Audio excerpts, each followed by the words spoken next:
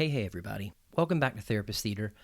My name is Josh Treese, and I'm coming to you from Music City, USA with the podcast that takes a look at relationships and mental health through the lens of movies, TV, and pop culture.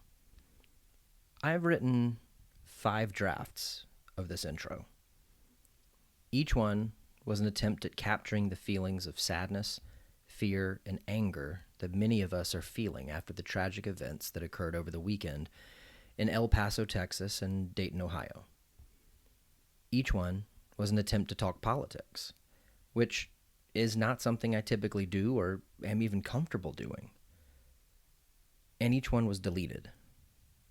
I don't feel like anything I say about the tragic loss of life that occurred will add to the conversation about what our country needs regarding why and how this keeps happening. So here's draft number 6. And it's politics free. Life can be confusing sometimes. It can have overwhelming amounts of joy, and it can send tragedy our way. And people can be resilient and brave and face that tragedy head on. But tragedy always brings an unwanted gift and leaves it behind once it's gone. Trauma occurs when something happens to us that wasn't supposed to happen, or it can occur when something doesn't happen to us that was supposed to happen. And trauma can wreck a person. If you're feeling afraid or sad or angry or hurt or lonely or guilty or ashamed at what transpired over the weekend, I want to ask you to please reach out for help. Though trauma can be powerful, you don't have to handle it alone. Reaching out to a loved one, a trusted friend, or a mental health professional can help you in your mission to move forward. And if something has happened in your life that wasn't related to these events, but you know that it's time to get help in processing it, I want to ask you to reach out as well. Trauma is a lot like whack-a-mole. If you think you can shove it down and send it away and not deal with it, it's just going to pop up in another place later. And it'll be stronger and bigger. Please know that you're not alone. And if there's any way that I can help you, email me at therapisttheater@gmail.com. If you're too far away for me to see you as a client, I can help connect you with a therapist or a counselor in your area. This week's guest on the show is Katie Scott. Katie was in my cohort in grad school. We were in every class together and made it out alive. She's now a school counselor and therapist in Nashville, Tennessee. And she brought a movie with her that has a lot to say about trauma. Here's a brief summary from IMDb of 2013's Short Term 12. At a foster care facility for at-risk teenagers, Grace is a young counselor trying to do her best for kids who often have been pulled from the worst kinds of home situations. Even then, life is not easy as Grace and her colleagues care for kids who are too often profoundly scarred even as they try to have lives of their own. Now, things are coming to a head as Grace readies for marriage, even as some of her charges are coming to major turning points in their lives. To cope, Grace will have to make difficult perceptions and decisions that could put her career, and more importantly, her charges, at dire risk.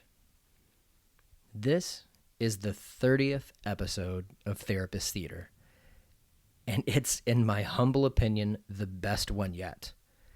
If you're new to the theater, or if you haven't yet, make sure you subscribe so you don't miss any episodes.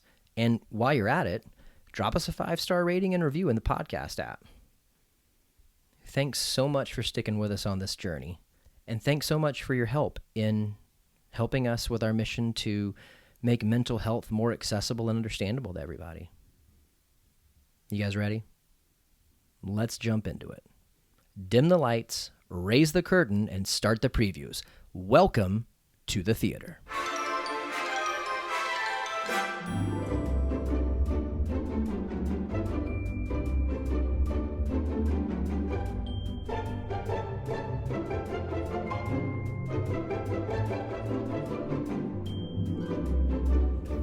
Katie. Hi. Welcome to the show. I like to start out every episode by asking the guest why therapy. So why is it that you do what you do? Yeah. That's a good question. I think that's always been a hard question for me because I don't feel like I have like some big story with this big, beautiful ending. But I think Of course, you're not at the end yet. True. Yeah. But I think the first thing that comes to mind when I think about that is honestly just that I always struggled in school. So from, since I can remember the whole time I was in school, I just wasn't very good at it. And I tried so hard. And I think part of it was like test taking and just like normal stuff, but I wasn't good. And I struggled really for a long time. And then I went to college and still struggled and thought I would be better at it for some reason, but could not figure out math. I was decent at English, but everything else had to work really hard in. And so then I got, though, fast forward to taking a few psychology classes, and it felt like it just clicked. So I think in some ways, I don't want to say fell into it because I think it probably still was pretty intentional, but it did feel a little bit like I fell into it because I just realized like, wow, this is my thing. And I think I mentioned this before the episode, but like I've always struggled with that kind of narrative that I'm stupid and behind because I wasn't good in school. Mm-hmm. So I always felt a few steps behind of the people in my classes and stuff, which just made things really hard. And so I think then when I got to school, to some of my psych classes, not general psych, because I did really poorly in that class, but then some of the more like focused ones, I was like, man, like this is my thing. Like I'm doing well. And I think I realized like maybe I wasn't smart in the way, I'm doing air quotes, but smart in the way that people maybe wanted me to be in school, or like the only way. Or certainly the way that you were telling yourself that you needed to be. Yeah, right. And the way that like tests would show that I'm smart. And I think I was never good at like black and white. So that's why I was so bad at math. Like I didn't understand that there is a right way to do things. And I think not counseling, but just some of my psych classes were super gray. And like there were a lot of possible outcomes, and you could just talk through story and ideas, and you could have theories about things, but you didn't have to land anywhere. And I think that there was a part of me that was really drawn to that. And so I remember so in undergrad, you know her, but Amanda Greamy was one of my first professors for psych classes. And I mean, she could have been doing this for literally everybody. But she would write these like amazing, like affirming messages, like on the different parts of my papers. And I remember that being like, and my teachers were hard on me because I just wasn't great at school. And so like, that was the first time that someone was like, man, this is great. Like you're doing really well. And I guess I've listened to some of the episodes, so I know there's been a theme of feeling seen. So I think in a way, she made me feel seen and kind of allowed me to be smart in a different way, or at least that's how it translated in my life. And I knew I was always good with people, but I didn't think that counted for smarts. I think I knew it counted for like making friends because I had lots of friends, but I didn't really see it as that. And so I think then that just like, it kind of just clicked and I kept going with it. And it just felt, I don't know how to say it, like other than right. Like it felt like this is it. This is like where I'm headed. Well, it connected with something inside of you. Mm-hmm. Yeah. Yeah.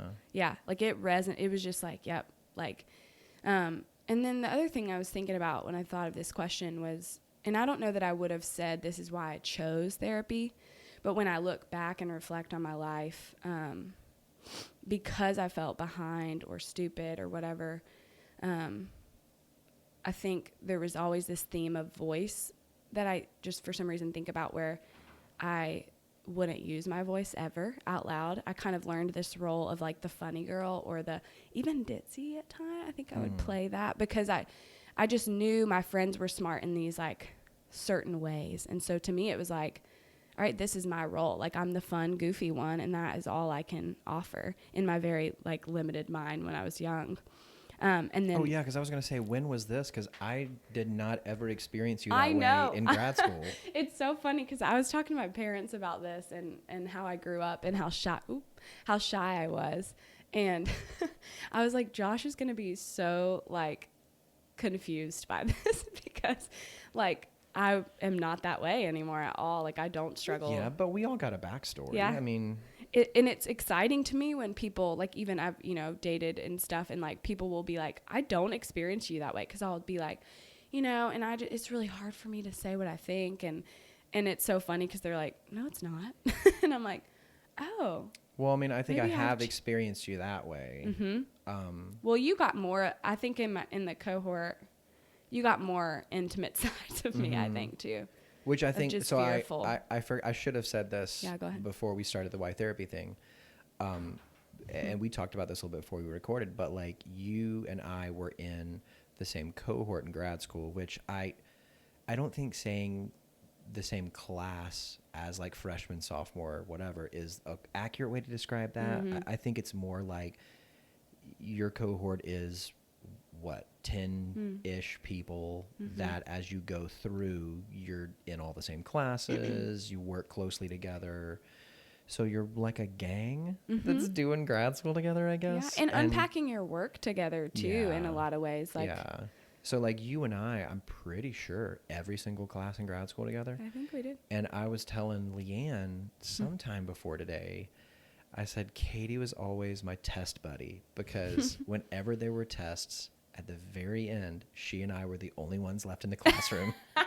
Yes. We were the last two for every test. And I think alternated between who finished last. Yeah, right. I think sometimes it was you, sometimes it was me. Yeah. And it was opposed to like, Brandon, I think I would always see get done first. And I would always ask him like, how? And I think he told me one time just like, yeah, because I look at the questions. If I know them, I know them. And if I don't, I just move on. And I'm like, wait, you don't stare at the question for 6 hours, 30 minutes trying to see if the answer will appear in your head, and like that kind of thing. So we went through grad school together, did the MFT track together, like start to finish, boom, boom, boom, boom, boom. So like saying, oh, I don't experience you that way. Like we were in the trench. Yeah. Till the bitter end. Going back to what you were saying, I want to ask you some questions about it if you're open so far, because I find that, and I was thinking before we came in this morning, I remember the first time that I had like a conversation with you. I remember it being in Adams 404, and it was something. It was like pair up with somebody and discuss blah blah. I think it might have been in lifespan development in Hopkins class, but I'm not sure. But I had on this T-shirt that was from the television show Firefly, and it said something like, "You can't take this guy from me." And I remember like I'm sitting next to you. I think it was on the front row, or maybe we were waiting on a question or something.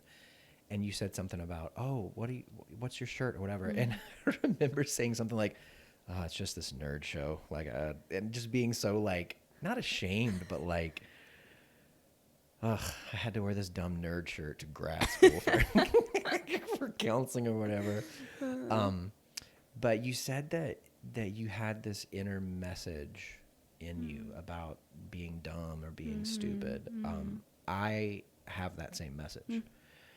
And so I'm wondering, like, and you don't have to go into the specifics, but like, is that something that, you've had time to unpack? Did you discover the origin of it? Like, yeah. Were you done? Yeah. Okay. I was like, didn't want to interrupt you. Yeah, I think there's a lot of, which is why I mentioned voice, because I think there was a lot to it. But starting out, I would say, I feel like I've discovered this in the last 2 years. We've always made this joke about how when me and my sister were little, like my parents or other people in our family would ask me questions and Brittany would answer them for me.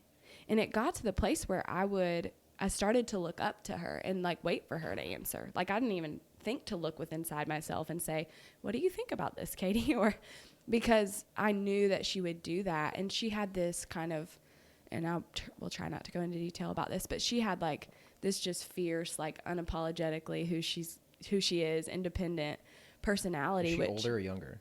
Older. I was the baby. And honestly, I think the baby of, at least for grand girls, like in my extended family, I'm the youngest girl too, aside from like great. So I think I, maybe just in general with my family, was treated a little differently. I was babied more. And don't get me wrong, there are perks to that. Like I like being the favorite, and I got good at that role. Like, right. Like I was good at like being the fun one and woo was my like top strength in college, because I learned like, this is how people will like you. It isn't for anything you offer beneath the surface, but kind of your fun and your like silly and whatever. And so I think that started early on with Brittany kind of answering for me, which I'm not mad at her for, but, and now it's really, I like give her a run for her money and we'll talk over her, which is great. But we've always had a running joke that she just would not let me talk. And honestly, I was like deathly shy for so long. And then I can remember going to school and being deathly shy because, you know, she talked for me often, and like already a little unsure of myself because I wasn't really figuring it out, because we hadn't had to. I just had to look to Brittany and she'd do it. She'd tell me what the right thing to do was. And so then I got to school and struggled in school on top of that. And so I think those together kind of were hard. And I just think there were a lot of little events that just kept confirming that belief over and over. And I didn't really get to learn that. I don't know. And again, I stepped into that role and that made me liked. And so then I think I just clung to it. But then, so I got older, and I hope I'm answering this right. But when I got older, that became a little problematic because it was affecting, I had a few like relationships that, with guys and just probably with friends too, where it started to hurt because I would make these jokes about, it was hurting me that I wasn't using my voice is what I'm trying to say. Sorry. But I would make these jokes about how I was the goofy one and kind of dumb, like, were they like shame deprecating. Yeah. Like I would be really hard on myself, and my friends, I don't think, and they would join in on the jokes, and I don't think they meant to, but I was like basically giving them permission by talking about myself in a certain way. And so then they ran with it. And so then that kept kind of like. Do you think maybe you were hoping that they would kind of affirm you by disagreeing with those things? I don't think I was aware of it at the time. I'm sure I was. I don't think I was ever aware of it. I just thought they were true, like the things I was saying. But then it started to feel, when they would make the jokes, I was like, I felt really uncomfortable. It didn't feel just like me anymore and like fun and lighthearted.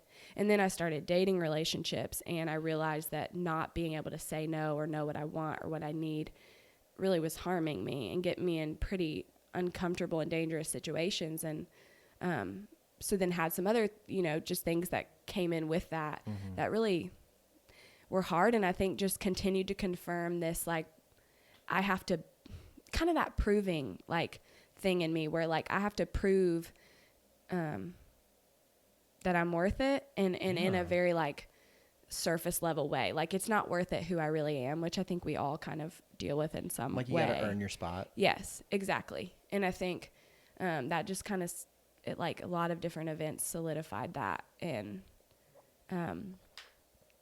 it's taken a lot, probably during the time that you knew me. I was in a relationship in college, and I went straight into my master's. And I was in a relationship in college that ended, and I thought we would probably be together. And that forced me to do a lot of work that I think I was avoiding. I think I had done it in little ways in my psych classes, or just like, I was learning who I was and trying to be more open about it, but was still really scared and had a lot of shame. And still was very reliant on that fun, honestly, like bubbly role. And like with guys, it was like, I'm attractive, I'm athletic, and I thought that's all it was, like just kind of a body or a cute face or whatever. And then, yeah, right. So then, so then like he broke up with me in college, and I think it made me like, you got to face this. Because did it like, there's so many things that you've said in the short time we've been talking that I feel like could just line up and go right over my story too. Was it like a foundation shaking thing? Like you were like, this is how I understand the world. And then when it didn't work out, you were like, what even is true? Or am I projecting? I think it was foundation. I think it did shake me, but I don't think like I can talk about that all really clearly now, but I had no idea that I only valued my attractiveness. I just thought I think it just worked. But does that, like, I don't think I knew that it was happening, but it did shake me once. Well, you mentioned before, like, reflection. We talked a little bit about intention before we started recording. And I think I've said this to clients before, in any healthy life, reflection and intention have to be present, because you have to be able to look back, see where you've come from and where you are right now, and then with intention decide, where do I want to go? And so if you haven't done that, it's almost like you've been on autopilot or default. Yes. And so if that was exactly just what was working, maybe you didn't have a need up until that point to really decide, is this what I want? Much less where I want to go. Yes. And in a lot of ways now, not at the time, I'm grateful because of what you just said. I'm grateful for how much hurt came with that relationship, because it pulled out all these anxieties and insecurities that were probably already there because the foundation wasn't sturdy. It was based on this. It wasn't based on who I was, which would felt more stable. It was based on these things I had to attain. And so, like, or things looks that you did. or what I could offer. And so I think that relationship pulled out all these anxieties that, like, I had no idea were there, or at least wasn't aware of them. And so a lot of ways I'm grateful that I was in pain, because it got me out of autopilot. Like, it was like, oh crap, this doesn't work. And I was chaotic and a mess for a while, but then started counseling, actually where you interned, which is cool. I didn't even think about that. With Rebecca Walker. God love her. She's freaking amazing. And I was with, I don't even know if I'm supposed to say, am I allowed to say that I see her? Well, I mean, confidentiality is applied to the therapist, right. not the client. I get so to say you that. Can say okay, whatever perfect. you want to say. Yeah. I felt a little like I broke something in her. But yeah, so I saw her, and I'm sure that she for would years. look at that as a ringing endorsement. Like, yes, that's true. Yeah. Go see her. She's wonderful. Yeah. But I mean, I don't even remember, like, I don't know how to, like, describe that process, but I know a lot of healing came from it. And a lot of it was knowing one, that I denied my voice for so long, and looked to other people to tell me who I was, and then adapted. And then also, like, finding out what that is. Like, what does that look like when I'm going to start using my voice? And how do I even start to do that? And I feel like now I have really figured it out. Like, I feel really healthy now. Obviously, I still fall into moments of that, but well, you're a person. Yeah, so. right. And there's things, like, that trigger me that I'm just like, oof, like, I can see that come, but I'm aware of it now, which has been really cool. I can tell when it's coming up. But all that to say, I think the voice part, the reason I mentioned that is because I think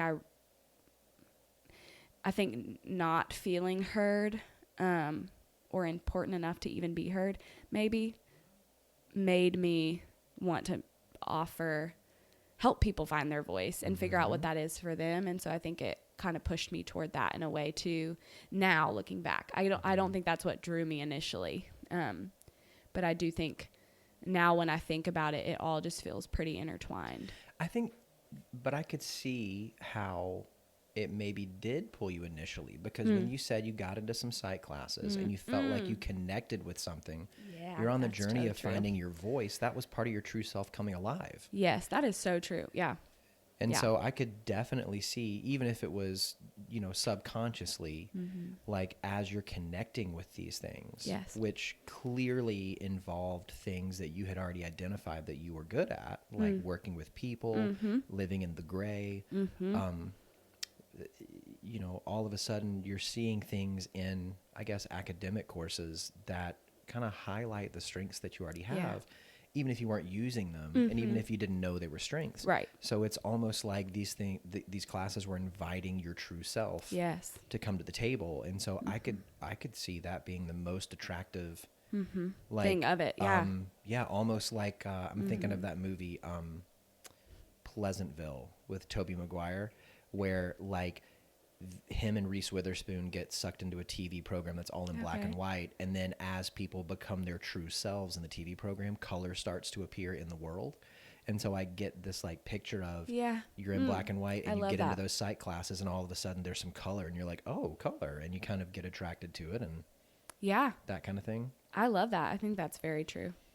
in a really good way to put it. Mm-hmm. And I'll watch that movie. Also, I was thinking of like family roles while you were talking too, because it sounded like you were like you had some mascot kind of happening. Hey guys, everything's fun, everything's great, but also some almost like some lost child, which you know, if you had that big extended family and you were like the youngest, maybe even though you did get a little babied and favorited, if you felt like you weren't being seen, you know, if you felt like, and you described your relationship with your sister, like she would speak up for you, kind of feeling lost, like, you know, and I could even see that being a time where, I don't know if anyone would think of it at the time, but like, how am I going to develop that muscle of learning to speak up for myself, of learning to state what I think and feel if I never get the chance to do it? You know? Yeah. And I think that's probably true. I think the mascot came later, like probably high school and middle school. I think before I was just so quiet. I was so quiet. Maybe not at home. I'd have to ask my parents that now that I'm thinking about it. But I was quiet anywhere outside of there. But I do think what I've noticed, and I don't know if this relates to what you were just saying, but what I thought of when you said that is what I've noticed is that as I got older, and I wanted to start thinking for myself, and I started, you know, pushing back against that, it was almost like people around me didn't know what to do with it because they were I liked the baby role. Like, there was a part of me that loved, I mean, it just felt good because I did get a lot of attention, a lot of nurturing, but I don't think I got as much empowerment maybe. If that makes sense. And so I think I needed more people to probably be like, what do you think? You know, not say it that harsh, Well, but like, I mean, we both studied systems thinking in grad school. So that's an example of the system at work. Like everybody in the system has a role. There's all of these unwritten rules that govern the system. And then when something in the system changes, homeostasis is going to fight back and try to right that imbalance in the force, if you will. To where, you know, if you want to start speaking up, if that's not how things have gone, then it might be like, wait, that's not the part that you're supposed to play. You're supposed to be the person that we, you know, do this with or whatnot. Yeah, exactly. And I think we've actually had conversations because I'm in like mid adulthood or what, like I'm emerging, you know, and I think whatever you call that, I don't know, but we've had some conversations and they've handled it really well, but we've had some conversations where I've been like, look, I get it. I know why this is hard because I've always wanted y'all to baby me. But now I'm getting to a point where I'm saying like, let me go on my own. Let me do these things. And that's been hard for both of us. Like, cause I am scared, but I think their difficulty with letting me like go out and explore on my own made me feel like they didn't trust me, which then made me question if I should trust me, you know? And it was like, I needed them to that's a very 6 thing to say. We do not know what Enneagram number I am, and 6 might be it. I remember or 9 or 2 or 7. We're going to add them all up and create a new number. What's 1 plus 2 plus all the way to 9? I'm not good at math, remember? So please. Yeah, same. I remember articulating that when I was in that same spot in saying, I want to walk down the aisle of the grocery store and not know what spaghetti sauce to pick out and then just pick one. Yes, and learn. And just pick one because I like the label and then get home and make it and be like, this is gross. I need to get a different, or like, this is great, you know. Yes. But I want to pick out my own spaghetti sauce, you know, instead of coming home and it's already made. Yes, exactly. Yeah. And I 100% agree. And I've had to say, like, with tears in my eyes, like, I might need to mess up because it for them comes from this place of wanting to protect me. And because I needed maybe more protection than some kids early on because I was really like fearful, but now I'm like, I'm good, you know, and I also might fail, but that will be fine. And I'll call you for help if I need it. Yeah. I also might fail. Trust that you have equipped me to handle the failure and to ask for help if I need it. Yes. And they have. Yeah. Yeah. That's cool. Yeah. Sorry if that was a rabbit trail. No. Okay. I know that like even in our grad program, like I really struggled with that message of I'm dumb or I'm not smart enough. And some of that was just being super scared about the giant 13-year gap in between college and grad school. Which is and so some of that was I was so terribly bad at school I don't remember what my grades were in middle school. I remember I made honor roll once, and my mom bought me a Captain America tie because that's what I wanted for it. But then in high school, I know that my grades are really bad, and I don't know how much of that had to do with my parents' divorce or whatever. Right. And then in college, I just tried to coast by, so I didn't really put the pedal down until I got kicked out because I was on AP for 2 semesters in a row, and I had to appeal to get back in. And like if I didn't put the pedal down, I wouldn't have been able to. Right. Yeah. So when I got to grad school, I just had all of that swimming around in my head, and I really, really, really struggled with that. And there's a lot of people that were around that would say like, "Oh my gosh, you're smart, you're, brilliant." Right. And I never believed them, and I still don't know if I believe them. Like I struggle with that, but what I have come to find out is there's a lot more to it. Like because of roles that I had in the past, because of things that I thought, well, this is how I function, this is what I'm supposed to do, Right. and then realizing that I also had an idea of what I should be, and if I'm not necessarily that, am I okay? And so in my own work, working through that kind of stuff, and then realizing that some of it too was not trusting myself. Yes. And I think a lot of that added into like our, finishing the tests last is because putting the answers down and going, oh, can I trust what I'm writing down? Think for sure. Yeah. Yeah. So just, I would read them over and over and over. And absolutely. I'm like, this is not going to get any, like, I'm not going to change it because this is the best I've got, but. Yeah. I got nothing else. I used all the words that I had on this. Yes. But like getting to a place where I don't know if I want to say I've learned to trust myself, but I've been okay risking it. Like risking trusting myself. And the funny thing is that it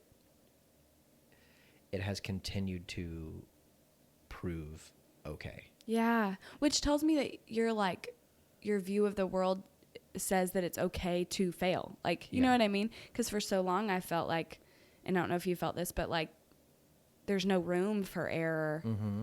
If this is what my being liked is riding on, like I better not screw it up. Stakes are too high. Because I only have this thing. I'm not good at these other things. So better figure it out. Yeah. And I even remember, and I think I've said this on the show before, but like even coming to grad school thinking, oh my gosh, what happens if I flunk out of that? And then just coming to the place of like, oh, I just come back to home and I continue working at my job and go from there. Yeah, I just go from there. Like if it didn't work out, it would still be okay. I'd still be able to keep going.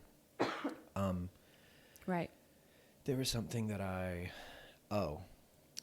couple of weeks ago, Leigh-Ann said this to me, and it was something that I hadn't thought of for a long time, but I was thinking of it as you were saying your story, and I said, oh, you could lay it down on top of mine.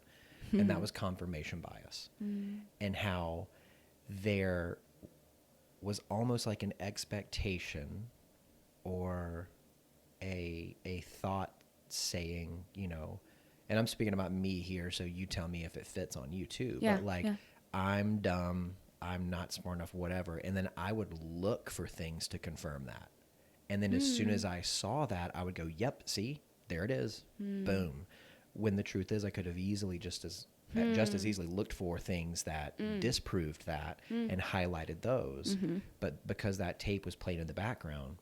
And so when and it wasn't about that, it was about something different. But even Leigh-Ann speaking those words, confirmation bias, to me, they have been echoing in my mind ever since. And it's been kind of like looking back across the story going, oh my gosh, there's so many things back in the story that's what I was doing. Yeah. Yeah. No, I think that resonates with me so much because I think it was almost like, because what I've noticed now, and I'm going to pull this back around, but what I've noticed now is that in conversation, I still say I'm that person. And my friends that know my story and the way that that's shifted, they'll be like, no, you're not. But I think it's still my normal. Yeah. And in a way I'm still looking for that because that's what I know. And there was even though it was unhealthy for me, I think there was comfort or maybe control. Like if I just know I'm bad, then it won't hurt as bad when somebody's like, 'cause it's you're familiar. an idiot. Yeah.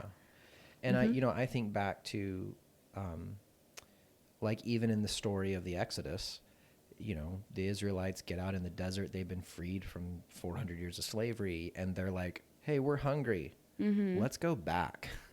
Like, we were slaves, but they also gave us food. So let's go back and be slaves again because we'll have food. And it was the familiar bad was more attractive than the unfamiliar good that they were heading I haven't towards. trudged this path before. This is terrifying. Yeah. So the default mode is something that's real, and it's something that's almost strangely comforting. Yeah. Because it was familiar. Right. Yeah. And sometimes we got to shake ourselves out of it. Yeah. And know that, like, which we don't really have the ability to do in our teen years, but now maybe, like, to look in the future and know that, like, my relationships are healthier. My everything is healthier if I do this. I'm actually doing a job that is satisfying because I'm not just trying to have people tell me what I'd be good at. Yeah. If that were the case, I'd be a teacher right now. Well, you get to define you. Yeah. Right.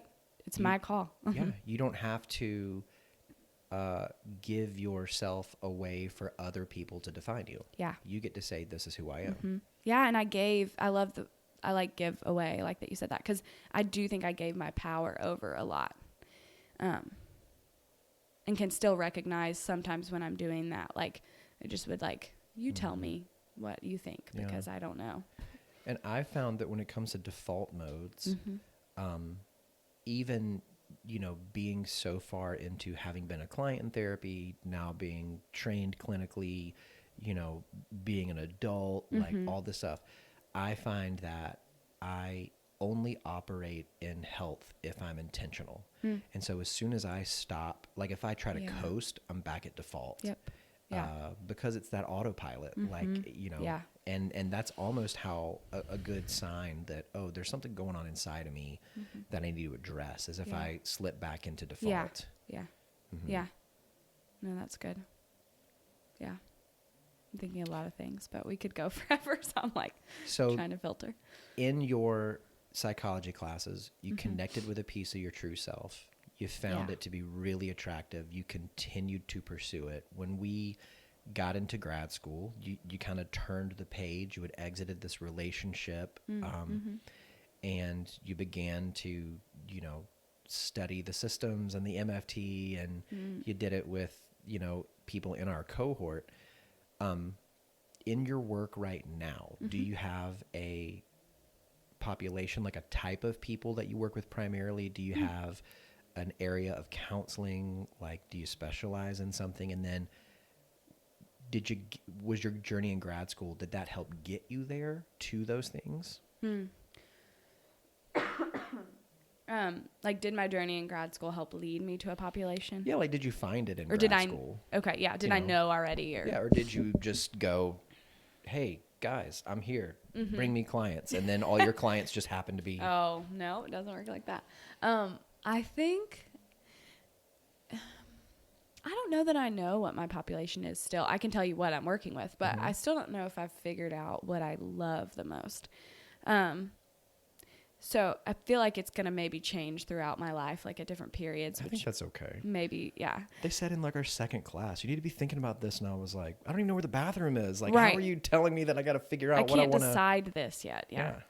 Yeah. So I think which is funny, in grad school, I think I would have said teenagers, but mostly because I worked a lot like helping at our church, and I always worked with teenagers, and they loved me. So I was like, this would be great. Yeah, I'd be good at this because, I think I can like match their energy. I'm pretty dramatic. And so I think I was just like, yeah, I'd be great.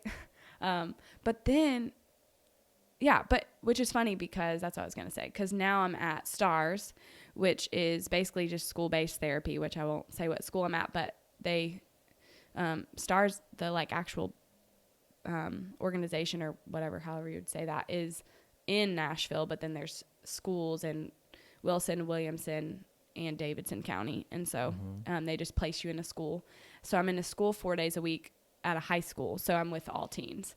And And I do love that work. I don't think I'll do it forever. I Mm-hmm. think I'm better at it with breaks probably. But then I'm also at Refuge, and I'm also part of the child and teen program, working under Rob. And so how it works with that is you're like 50% adults, 50% kids. So I still see a lot of adults, but I also see a lot of teens. So I would say the population I work with most currently is high schoolers, teenage. So I think the youngest I have right now is 9. And quite honestly, like I'm most comfortable probably with like 13 to 18. I don't like working with young kids. I just don't feel like it's my thing. I'd rather just play with them, which is part of it. But, and then I would say probably I do a lot with sexual assault, which I think just kind of found me, lots of trauma. But I think at Refuge, the thing is I get a lot, this might be true anywhere, but I feel like I get a lot of different presenting problems. It's never been just one. Well, I think especially at an agency. Yeah, like you're getting so many clients, you see a different thing every time. It may be like if you're a server at a restaurant, the host just knows, I've got 5 servers tonight. I can't seat every customer in server A's section. I've got to spread the love. Yeah. So at an agency, sometimes it's, well, I assigned a client to the second person and the third person, so now it's Katie's turn to get a client. Right. And I'm sure that it is also, well, we know that she specializes in this, so let's make sure we get the client to the right person. Yeah, like and they do that between. Right. Yeah, they know what we're supposed to be seeing, and so they do their best. But then we have a long waiting list, so they also just kind of put them. And typically, you've seen this too, I'm sure. Like it's all kind of the same, you know. Like you're usually always working with some form of trauma and like attachment, and so I do a lot of that. I did in the very beginning and would love to go back to this. I did a lot with domestic violence. I was doing like a group. And then because they knew I was doing the group, Refuge was giving me a lot of those clients, which I really did love that work. I think I was scared when we first finished to hone in on that too much, like go work specifically, because I wanted to broaden my skills or whatever and just work with a lot of different populations before I just decided. But I think I'll go back to that at some point. I think one thing I found out was that you can broaden your skills while focusing your population. But you have that fear getting out of school that if I focus the population, I'm limiting my ability to get that's how people. I felt. Yeah, but what somebody said, maybe it was Dr. Hopkins, but somebody said, the sooner you can hone your focus, actually the more attractive you are, because Interesting. I don't know if you remember in our career class, Dr. Jordan showed us these Psychology Today profiles, and he was like, here's somebody, and it says they specialize in 2 things. Here's somebody, and it says they specialize in 20. Like you have a long list. How can you specialize in everything? That's not a specialty. That's a general, or whatever the opposite of specialty is. Yes. So, but that's something that I get that too, just because you want to have the most opportunity. Yeah. And I think maybe this is something that's a true experience for all of us that were in grad school, but it certainly was for me. You're generally curious about so much stuff, and you want to learn as much as you can about all these things. Like I remember in our lifespan class, the first group presentation we had to do, I was like, I'm going to pick the hardest thing that I can think of. And I roped Aaron Carr. Maybe I roped Jamie into it. I don't remember. Oh, maybe it was you too, but we did on gender identity. That was me. Yeah, yes. I was in that. Yes. Yeah. But I just remember thinking, I want to do the hardest thing I can. And then that was like week, 2 or 3. And I remember thinking, I would like to spend 6 weeks on researching this and learning about it. So much. But we had to move on to the next thing. Yeah. We just didn't have a chance to really park that car and see what everything was about. Right. And so I think that sometimes not wanting to focus in on something, it's just this, I want to learn about all the things. Yeah, exactly. And I think part of it too for me was with the domestic violence was, I want to say we had a class at the end that we had to write like a self-care plan. Did we do that? Yeah. Did I make that maybe it was testing where we had to do the assessments on ourselves, but also we had the thing where they put us in groups of 4 or 5 and we had to present on our genogram, like as a part of the internship kind of thing. Okay. I don't know. But it was in there at the end. Yeah.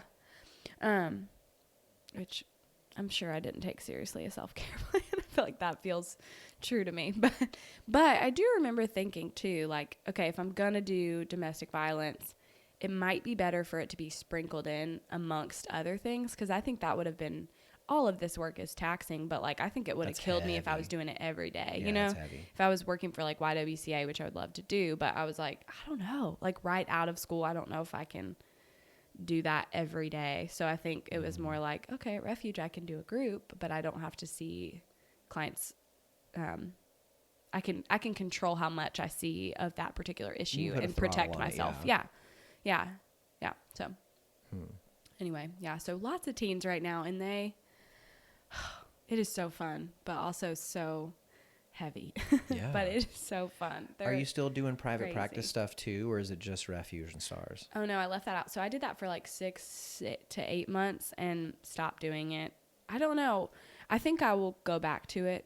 There was a while where I thought you maybe had like a time turner from Harry Potter, because I remember thinking when we were in supervision together, like, does she have more hours than I have? Because like you were, already doing Refuge and private practice, and you were looking for another thing to add on top of that, and I was like, what? Where are you going to put it? Oh yeah, because you were there when I was trying to figure out, can I do private practice, Refuge?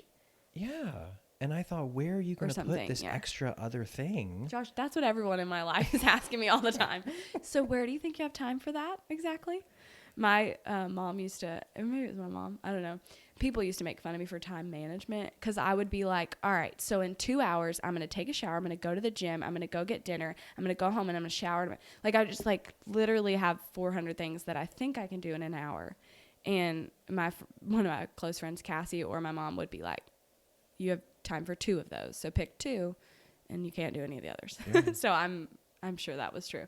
But I ended up ending, I stopped doing private practice just because I just felt like I wanted to do that later. I don't know. Mm-hmm. I just felt like I don't have a family, and like it's just like, I don't know. I wanted to do nonprofit for a little while, and then I'll probably go back. Mm-hmm. Well, I think it's one of those things where if you can get together the costs to start it up, which doesn't have to be a lot, you can kind of plug it in wherever you need to plug it in. Yeah, right. Especially I think if you're coming straight out of grad school, it's tougher because you do have to build a base of people to draw from, like clients. So like if you've already got relationships and referrals and all that kind of stuff, then you can just it's a lot easier hang your shingle like, 1 week and have clients the next and dip in and dip out. Yeah. Yeah. It's a hard thing to start up for sure. I think one of the things I was looking forward to so much about today was to kind of hear a little bit more of that backstory, because I think that in our time in the program together, even though we were all like literally so close, like because we sat at 2-person tables for every class, we were also very close because lunch together and group projects and, stuff like studying for tests, and Josh has an idea to make it a game show. So everybody come over and I forget about that. I've made a round of Jeopardy for our systems theory and family therapy class. Yes. But I did really well on that test.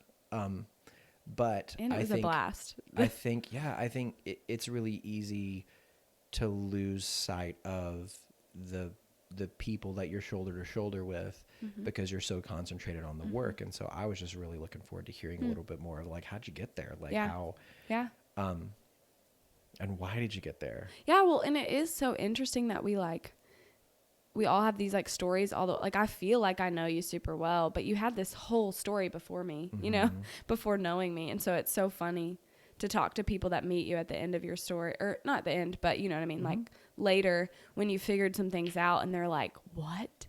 You struggled with that? Like why? Cause that's how I feel about you saying you're stupid. Like, I'm like, what? Like I knew that about you already, but it still is. That I was stupid. Yeah. No. Oh my God. Never know that you had that message too. Yeah. Oh my gosh. And I think I really love finding the parts of people's stories that are similar to mine, even if 95% of the story is different. There's always things that I have in common with people, and it feels like I just enjoy having that connection. Just hearing that because I think that was something, that's another big part of my story, was thinking I'm the only one, and then insert whatever after that. So it's just a positive version of confirmation bias to find out, well, Yes. I'm not the only one. I'm just being a person, and you're a person, and it's good that we have Yeah. these things in common Yeah. because we are united in our personhood. Yeah. So let's talk about a movie. Yeah. Okay. What movie did you bring today? Short Term 12. Yes. Leigh-Ann and I watched that not too long ago. She said it was one of her favorite movies, and it showed up on Amazon Prime, and it sat in my watch list forever. And we finally watched it. I watched it again to prepare. And I texted her this morning, and I was like, I was looking at IMDb, and I didn't realize that it was a foster home. And she was like, really? But they don't really. They say it. They allude to it a couple times. Yeah, I don't think they say it in the movie. Like, it was in Not the very description on directly. IMDb. I think that I thought it was more like a residential therapy. Yeah. Even though I guess they do say that they're not therapists. But still, it does feel like that, I think. Like a court mandated kind of. Yeah. That's what I thought it was, Yeah. which I guess it is. But so what is it about the movie that made you want to pick that? Man, I don't know. I mean, aside from that, it's just it's such a good movie. Like, I love that movie. And I think, for one, I love Brie Larson, and I love the guy who plays Marcus is in Atlanta, and I love the show Atlanta. What's his name? Like Lakeith Stanfield. Yeah, I knew it was the And he was in Get Out. Yes. Yeah. Yeah. He's like doing super well now, which I feel like. And the girl, the like assistant girl is in Brooklyn Nine-Nine, isn't she? Stephanie Beatrice. Yeah. Yes. Yeah. So anyway, I just like those actors, but I think why I chose it for this, man, I don't know. I think it makes me feel, for one, and I feel so connected to them. I think also because I'm working with teenagers, I was like, oh, this will be applicable, even though I don't think, well, that is not fair. Like, I was going to say, I don't think the teens that I've worked with have anything as extreme, but that's probably not true. I just meant more I've never had to do a hold, and they do that frequently in the movie. So, but I have seen kids react with the same types of behaviors many times in the school. So I think I was drawn to that part of it and felt like I could speak to it a little bit.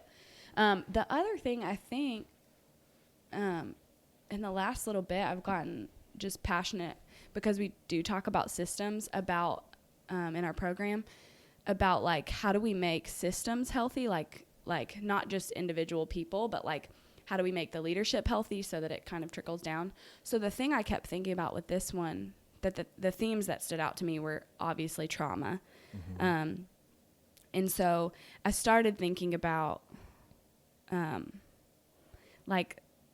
I don't know if this is a stretch. It might just be because this has been like a passion for me lately, but like labels we put on people. So trauma can make you act in behaviors that like are really intense and can make you seem like, again, air quotes, but crazy, or some sort of like it comes off as delinquent. Like, we start to make these labels, like you're a thug, you're a delinquent, you're a whatever, but usually it's people just operating out of trauma. So I think it goes back to the roles that we were talking about, because like you maybe, perform an action and then somebody puts the role on top of you. Yes. And then you maybe find out, well, this is how are. I can get attention.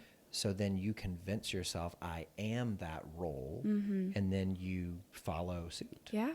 Yeah. When the truth is you're not. You're not that. None of us are any role. We're people. We're much more complex than that. Yeah. So I always look at it as, what's the payoff that you're getting from that role? Yeah. What are you getting out of doing that? And is that something that going back to the intention, is that something you want to get from it? Or is there something else you want? Yeah. Could you do it a different way to get a better? Yeah. And I think the reason like this movie felt perfect is because it's a way to talk about, because I just think about, even in our schools, if we had a trauma lens, and I think some people do, I want to honor that, but like if we were looking at kids' behaviors through a trauma lens, we would interact with them so differently. I don't think it would heal everything, but even just like I was looking, your shelf has the body keep the score. Like if everyone had that knowledge that we're like working with teens and could take the time to pause and be like, okay, what's this really about here? I don't think that would just fix it. And what But teacher has time to like hold a kid? But I think it would add, more empathy. It would add more understanding. It would add more grace. Yeah. Yeah, and I think it opens a chance for healing. Like if I just decide that you're a delinquent and I turn my face from you and decide you have no part in this society, then, which is why like people in low income communities or minority communities are the ones we frequently see in the system, whether that the foster care system or prison systems or whatever, or poverty, just it sucks because it's like, I think we would have a chance at more healing if we could look at it. Well, that's a systemic thing. I mean, yes, exactly. There's Generational. lots of research that show, systemic oppression and how, different systems that, I don't want to get too political, but like are kind of built around, targeting certain types of people. Yeah. Yeah. And it keeps them stuck. So I think this movie just made me think like this is a great opportunity to talk about how we could communicate with each other differently or view each other differently.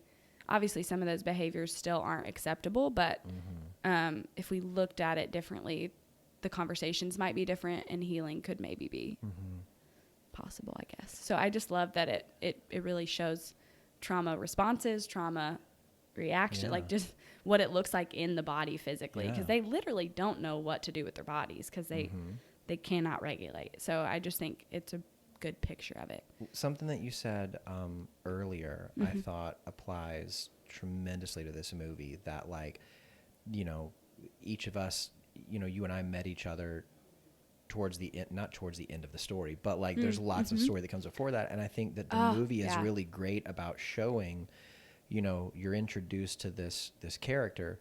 And I think, Leigh-Ann and I just started watching the new season of Orange is the New Black. And I think that show is like a masterclass in this, because they present to you a character in the present that maybe you have a visceral dislike of, and then they do a whole episode unpacking their backstory, and you're like, ugh, now I love him. Great. What do I do with him now? And I think that this movie did something similar where, you meet characters like Marcus, Jaden, and even, Grace, the main character. Yeah. And you have these, or I should say, I found myself maybe developing presuppositions towards them. And then as they unpack who they are and you find out maybe what led to them coming to the place that they're at, it's like we've heard a million times, everybody makes sense in the context of their story. And I think that this movie was incredible at showing, like I'm thinking of Marcus and, the scene of him sharing the wrap with, I knew you were going to say that part. I love that. What's his name? Mason. The wrap with Mason. And then, the scene where Grace finally shaves his head. And like both of those scenes, I just broke down watching, like, because of the power of them showing his story and how it is that he got to where he's at. And he's learned to have this tough exterior to like scare people and keep himself safe in a way, but you see these glimpses of like young Marcus, like where he's like, you look at it first, like he didn't want to look at his head shaved because he needed them to do it for him. And then like I just think you see these glimpses of him younger. That part killed me. I was screaming. I was like, he is so amazing. It was so great. And you kind of have to take those as victories. Like, even if they, next week he's punching Luis or whatever, like he still has these little glimpses of growth, and that has to be seen. And and I think that's emblematic of just the complexity of personhood, because he is not who he was in each of those moments. All of those moments are him. And so you can't say, well, Marcus is a good kid when he writes a note or when he shares a wrap, and he's a bad kid when he hits Luis with a bat and then punches him. Like, he is neither good nor bad. He's just person, like all of us. He's a person who is trying to make sense of his world and who is trying to deal with it. And he's in the only way he knows how. Leigh-Ann's catchphrase is, "I'm doing the best I can." He's doing the best he can, and those are the tools he's equipped with. And so I think one of the things that they're trying to do at Short Term 12, and I think over, not in like a one-time classroom kind of setting, but they're trying to give him more tools so that he can deal with things in a different way. Yeah. Exactly. I think that's very true. And they're providing this like such a sense of safety that he can try different things. He's always needed the tough, but now it's okay to maybe try this over here and see what. Risk being vulnerable. Yeah. And I think you see that all throughout. It's kind of like what they talk about in attachment, like relationship is just a ton of rupture and then repair and then rupture and then repair and all these. And Jaden, and I'm maybe getting ahead of myself, but there's the part where her and Grace are drawing together. She gives her a smirk, but literally there, and I don't remember what happens, but a few seconds later, she's like mad at her again. And it's like, I let you in. And I see that so much with my teens. Like, there's always this regression. Not always, but a lot of times they'll like let down those walls, but then they're like, shoot, what have I done? Like, I let her in. And so they go back to what they know, but it's still huge. I've always thought about it. It's not letting down a wall. It's peeking over the top to see, are you safe? Yes. Are you safe? And then jumping back down. Yeah. Are you safe? It's almost like a game of paintball where you got to like poke your head out to see, and then you get back down to cover. Yeah. They're like testing you a little bit. Or sometimes I think it just, like with the smirk that she had, I don't think she wanted to let that out, but Grace says something funny and she like, like it didn't want to. Oh yeah. I know what you're talking about. Yeah. And then she, what do they call it? I'm thinking demerit shot. Whatever. Oh, level down, level drop. Because because Jaden cursed and they're at like, her or something. Yes, that's the part where she smirks. Yeah. Oh man, I love the movie. I think it's so good. So were there any parts in the movie, I mean, we talked about it a little bit, but like in particular that stood out to you, that communicated something that you want to talk about? Besides the entire movie. I know. And I mean, there's two you already named, both with Marcus are huge, I think. He, a part he says, and I just wanted to say this earlier, we don't have to super unpack it again, but he says in the rap, it's like, look into my eyes so you know what it's like. And I think that's what our clients are constantly inviting us into, is like, I want you to see me. I want you to know. Like, and even Marcus, even as guarded maybe as he is, or tough as he's trying to seem, like he wants people to know what it's been like for him. And I think our clients are like begging to educate us about their perspective, but sometimes our biases get in the way, or our own stuff gets in the way, and we can't maybe regulate that enough to really hear it. If that makes sense. Like, it does make sense. Yeah. And I think it goes back to, you mentioned it's been said on the show a few times, just being seen. So like, and I think in an authentic way, because we've talked about roles a lot. So not being seen as a person who performs a role or a function, but being seen for who you really are. Like all parts are welcome. Yeah. All of your virtues, all of your deficits, all of the things that you get right, all the things you get wrong, just that true self. This is who I really am. And I think, in the rap, at least it seemed like, he was saying that even though, mom was having him do these things, mom was still gaslighting to try to make it seem like something different. And I think that was his cry for, that's a good way to say it. It's time. Like, I want you to see this for what it is. I want you to see what this is doing to me. I want you to see who I really am, because I don't think you do. So it's just that cry for an authentic connection. Yeah. I love that. And that's a really beautiful way. And did he share that with Nate or with Mason? Mason. Yeah. So, I mean, just even the fact that he, chose to share that with him, at the end of it, in this powerful moment, which I feel like I struggle with this sometimes in session, Mason just says out loud, I don't know what to say to that. Yeah. Which I think's great. That was a perfect response. Oh, yeah. Just being there. Because I talk too much sometimes. And I'm like, man, if I could have just been in that moment with them, they know more about it than I do. I don't need to say anything right now. Sometimes you need to. But yeah, I think Mason is like, I just think he is a freaking hero. He's a champ. He is so awesome all the way through. And the other parts I was going to mention is like the mirroring that goes on, and just in a few moments, but they which creates safe attachment, like that matching. So like Jaden's not ready to let her in, and neither or is she to let like Mason in, but they just say, he says, can I have an ear? And like she's like listening to music. He doesn't try to be like, hey, talk to me, or like force her into anything. But he says, can I have an ear? And they listen to music. And then Grace is like, can I draw with you? Like, it's just this, I'm accepting It's you where you literally are, joining. meeting you where you Yeah. are, and I'm not going to force you any further. You don't have to come to me and speak my language. I'll come to you and speak your language. Yeah. And naturally that disarms people, like, because eventually Jaden shares the shark story, and that comes right before you got here. I was watching that part.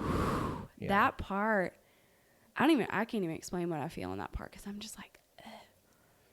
God, like, it's just makes my stomach turn to knots. But they just do such a good job at mirroring, I think, and being okay with where, like with Sammy, like, they're just where he is. Like, this is okay. Like, you're calling me a bitch and you're screaming at me, but I'm here. Like, I'm here.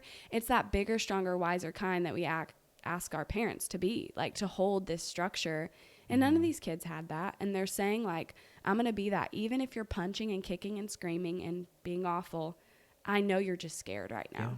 Well, and this will pass. It's the desire on the kids' part. It's the desire to feel security, to feel safety, and to have that found in structure, even if they rage against that machine, to find that in structure.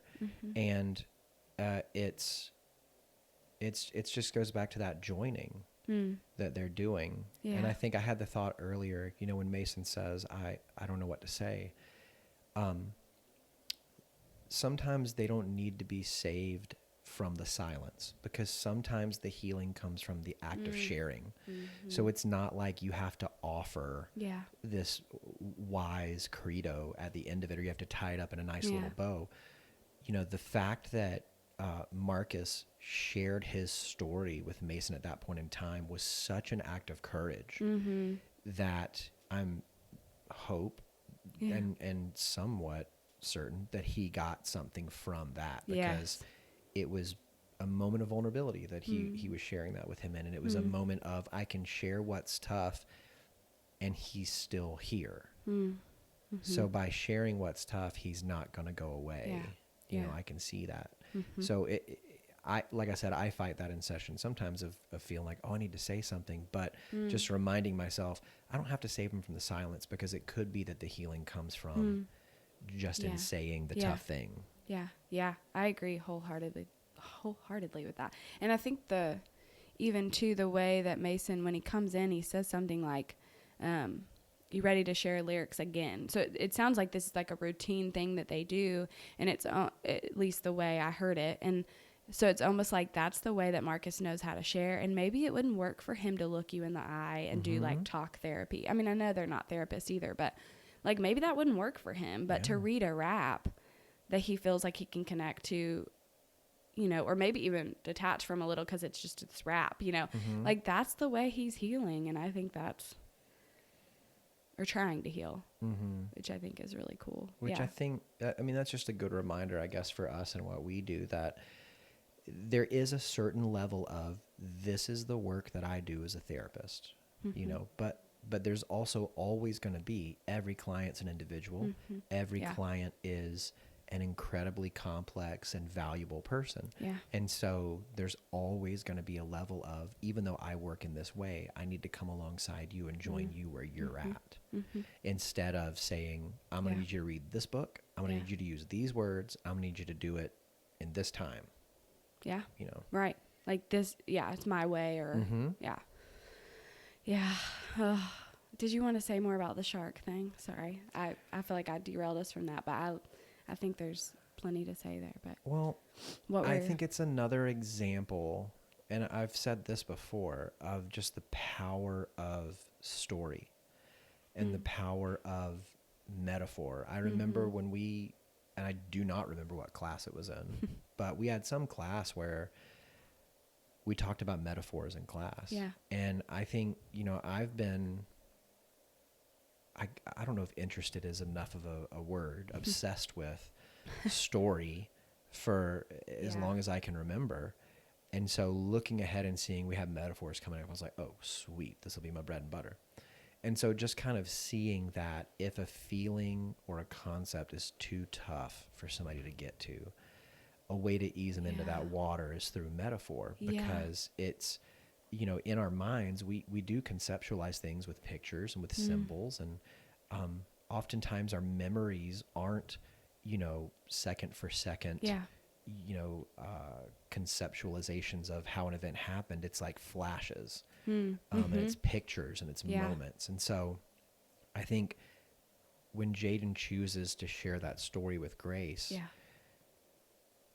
and she, even before she says it, she says it's a kid story, so there's not a lot of big words. But she didn't need big words to communicate big feelings in that story. Mm-hmm. And she had these little drawings that went along with it. And you see this girl communicate feeling lost, taken advantage of, and empty in this incredibly simple and incredibly complex way. And I think, at least for me, it's like it took the breath out of the room to think, here's this, beautiful girl who is just at this incredibly awesome and important time in her life. And yet this trauma is being visited on her. And especially because the trauma is coming from an attachment figure that she should be able to find, because all of us have trauma.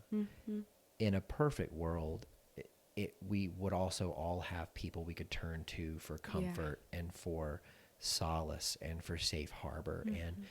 And in Jaden's particular story, the person that she should be turning to for that is the person who's visiting the trauma on her. And so it makes it even tougher for her to deal with, because that's the person I'm supposed to be turning to. Mm-hmm. And so it's this double bind of their both comforter and harmer. Yeah. And I would imagine, because of the nature of the abuse, presenting the harm as comfort, which ties it up in even bigger knots. Yeah. And I think that, that trauma bonding too, because that's why she wanted to keep coming back too. Mm-hmm. Yeah, and I think, if last week's episode with Krista, we talked about art therapy. If anybody is ever curious about what art therapy can do, you watch that scene. Yeah. And I think that's your answer right there. Had she not had that, she may have never told. I mean, I hope that she would have, but if someone, I'm thinking of somebody who wasn't patient and open in the way that Grace was, like somebody might have been, I like to think that nobody would do this, but like, oh, it's just a kid's story. I don't really have time to do that. I'm too busy or whatever. The way that Grace was able to be like, there was something in her that knew, probably because of her own story, but she sat down and she was like, she knew. And I don't know. I think Jaden needed that way of telling it. And I think Grace was okay giving Jaden time to breathe. Like, Grace wasn't thinking, I've got 6 sessions. Yeah. I need to get to this point in the work at session 2, this point at session 4, and attuned. end it at session 6. Like, Grace, and they had this freedom at the place. Okay. Grace just decided, I'm going to walk beside her through life. And I'm going to give it some space to breathe. And we're going to see what happens. Yeah.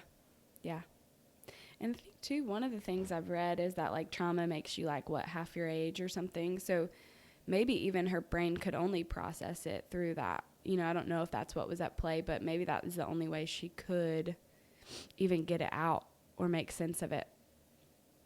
I don't know. I mean, to look at it as that could have been a limited way of communicating it when it was such a powerful way. Oh, it was so powerful. Holy cow. Yeah. Sheesh. Yeah. I think between that and between a very complex story, like you said. I mean, I think that was very, very, yeah. Yeah, and complex. I think between that and Marcus's rap, you just have 2 examples of, creativity in communicating a person's life. Yeah. And their experience. Yeah. That, it bowls me over. Yeah. So let's talk about Grace. Yeah. Because I think that it would be really easy to spend our time talking about the kids at Short Term 12. Oh my gosh, yes. That's what I have written down too, is like, this story is not just about them, and maybe even more so is about her work. Yeah. Yeah. What about her stood out to you? Man, A lot about her stood out. I think, for one, I think from a therapist lens, there were some ethical concerns, I think.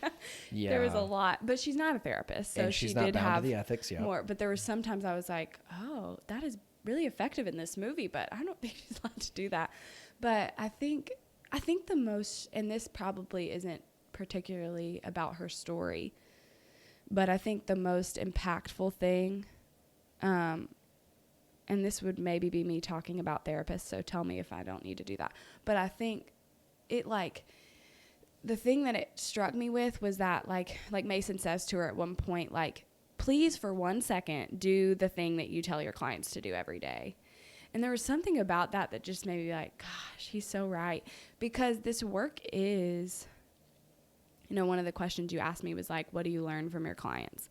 And I think that's what that makes me think of, is like, we are never, ever, ever above our clients, and we have so much work to do too. And they constantly, I feel like my clients, my teens more than anyone, are like inviting me into new layers of my own work. Not that I'm bringing it up with them in session, as Grace sometimes did, but like I'm noticing it and putting it to the side, and then I'm doing my own therapy on it because I know that it's there. And I think that's what Jaden did, is that she just pulled out all this stuff in Grace that, I mean, she says at one point, I never even talked about this or thought about it until you. And I think what that tells us is that at some point we can avoid it for so long, but at some point it's going to spill out and we have to face it. And I think, I don't know, it was this invitation to like work on her stuff too, like Jaden was, because it was like, oh shoot, this is here. And then the kind of the way, and I really think maybe this isn't 100% true in therapy, but we do heal together. And so to like that she was healing, like they almost healed alongside each other. And Jaden really ended up being the one that, she's like, do you want to hit this car? Like, she's just so like, I don't know. I just think it's really beautiful that as Jaden healed, it invited Grace to do the same thing that she's about in her work with clients or whatever. And I think it took her a second, but in the context of a safe relationship with Mason that was so solid and so stable, she was able to do it. I mean, even after she ended things with him and was like, I can't have your baby, I can't be with you. That scene where he lifts the covers, I mean, that was maybe the most beautiful scene to me. Like, I was like, God, this guy, I mean, in no hesitation, he just looked at her and lifted his covers, and she says, like, I think I'm going to get better too. And so I think it's just a really, and maybe for me, because I'm a therapist, it triggered a lot of like, man, this work is hard. And it does. It pulls, like, anything you think you've got tucked in a corner away in your heart. It's like, here it is now. Yeah. Yeah. I told somebody one time that, and maybe it's not true for everybody, but it was for me, grad school was a lot of ripping yourself apart to see all of the corners and all of the things that you thought you had hidden away, and then taking an honest look at them. Now, I mean, I think in the moment you got to choose whether or not you wanted to deal with it. But, right then, or or but I on mean, your own time. You knew it was there. I think that the word, like if I had to conceptualize grace in one word, I was thinking this morning it was countertransference. Oh yeah, there's a lot of it. So, I want to be mindful that I don't ever use like therapy talk on the show. So like, what's countertransference? Like, tell me how you. Like, I think you probably described this better, but like when your stuff comes out on another client. Because I did think at one point, I already knew that the abuse was true, but she was asserting that it was true, I think in part, or before the shark story. I think the shark story was a report, but there was a few things before that where it was like she knew, but I think it might have been her own stuff. Yeah. So how would you say that more clearly? How to sum it up? So countertransference is if I'm the therapist and you're the client, when I learn about your stuff, it triggers my stuff, and I begin to treat you as if it's my stuff. Yeah. So I'm projecting onto you my stuff. Perfect. Yeah. So it's almost as if the therapist, takes a client seat in the session because their stuff got triggered. Yeah. And that could mean that they, lash out in anger. It could mean that your fear causes you to withdraw. Yeah. But it's all of a sudden, your feelings come up and you deal with them in a default way and not in an intentional way. Because you said a second ago, you'll notice stuff, your client will bring up stuff, and you'll notice stuff in you, and you put it aside to deal with later. Yeah. Unfortunately, even though we always want to be our authentic self as therapists, the session is about the client. And so we don't want to interrupt the client with what they're saying to say, is it okay if we talk about my parents? We're there for them. Yeah. And I think that Grace, and I don't just mean with Jaden, but even at the very beginning, she visits the doctor. The doctor says, yeah, you're pregnant. And then the doctor says, let's talk about the options. And Grace just goes, no, just make an appointment for Saturday. Oh, yeah. She says, have you been pregnant before? And she says, once before. And then as you unpack it, you find out, her dad's in jail because her dad abused her, and she had gotten pregnant and had to have an abortion from that. Yeah. And so you just see in her this immediate tying of a string from I'm in a relationship that's secure attachment where my boyfriend loves me, I'm safe with him, we're pregnant together, but she ties that to this past trauma and wants to deal with it in the same way. And then with Jaden, when she welcomes her in, as she begins to learn Jaden's story, I think she jumps ahead before Jaden actually tells her this is what has been happening. And like you said, it's true. Her intuition picked up on it. She saw some of the signs. Yeah. But, a good example of countertransference, she shows up at the dad's house, goes into the house, and has a baseball bat, right? She's ready to beat the snot out of dad. She's standing over him in his room, which is wild. Yeah. When Jaden comes in and thankfully, stops her. But she is looking at Jaden's dad as if it's her dad. And so all of her anger, all of her rage, all of her hurt, all of her resentment, all of that is coming out, and she's wanting to physically deal with it she wishes that she could have physically, because she was a kid back then. She didn't have the ability to stand up for herself the way that she would have liked to have. And now, regardless of what Jaden's dad's size was or whatever, or how big Brie Larson, now she feels like I've got more power now. I can take this on, even though it's not mine, the way that I wish I could have taken it on back then. And she's trying to deal with her story through Jaden's story. Yeah. Yes. That's countertransference. Yeah. And I think countertransference, we're talking about how it exists for therapists, but that's important to know in all of our relationships. Well, it's a therapy term, but it happens in every relationship. It happens in every interaction. It's not a therapist thing. Yeah, it's a person thing. And I was thinking about that for some of my teachers that really get in these power struggles with the kids that they work with. It's if they could, and that's what I meant kind of by this, if we could have health in systems just as a whole, if there was more training in those situations, there's so many power struggles, at the school I work at, I have these kids that are pretty tough. I see most of the ones that are having behavioral issues. So these teachers will be like, you like them? And I struggle so much. They're not mean. They're just I struggle with him. And I'm he's a totally different kid in my office because, one, no peers are in there. But I also think that and not that I've done more work than them necessarily, but I maybe have. It's triggering these things in them where they need him to do what they say.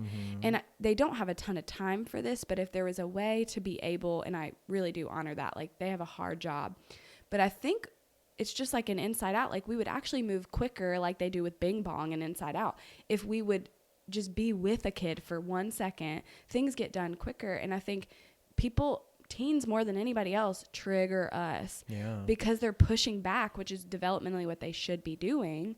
But they push back and it triggers us. But in parenting, if we could know, why does it bother me that this kid does not want to choose the path that I want for them? Or what is it in me that's coming up? I had a buddy who, in the parenting role, described it the most clearly and concisely I've ever heard. Yeah. he said he gets home from work one day, long day, very tired. I think it was his middle son or maybe his oldest, at the time 2 or 3, running around on the floor in a circle, just being a 2 or 3-year-old, you know. Yeah, right. And he says, you know, hey, you know, Daddy's had a long day, just trying to have some quiet, you know, relax. Why don't you sit down, you know. So then the kid continues to run around and all that, and he's like, you know, hey, Daddy asked you to, you know, calm down. Right. You know, keeps going, and he snaps. You know. Yeah. Didn't you hear what I said? Why can't you act your age? You know, da da da da da. And so, kid's upset, runs out. He sits down and is consumed in shame. And he says what he realized was that when he asked his kid to do something and his kid didn't do it, he felt shame because if my kid doesn't do what I say, does that mean I'm a bad dad? Yeah. Does it mean that I'm not respected? Does it mean I'm not capable? Yeah. Does it mean I don't have authority or influence? And when we don't want to deal with our own shame, what we sometimes try to do is to transfer it to other people disguised as anger. We want them to feel the shame because we're unable or unwilling to feel it. And so, you know, we make ourselves big, we point our finger, and we try to make them so, you know, why can't you act your age? Well, he said later, he goes, he is acting his age.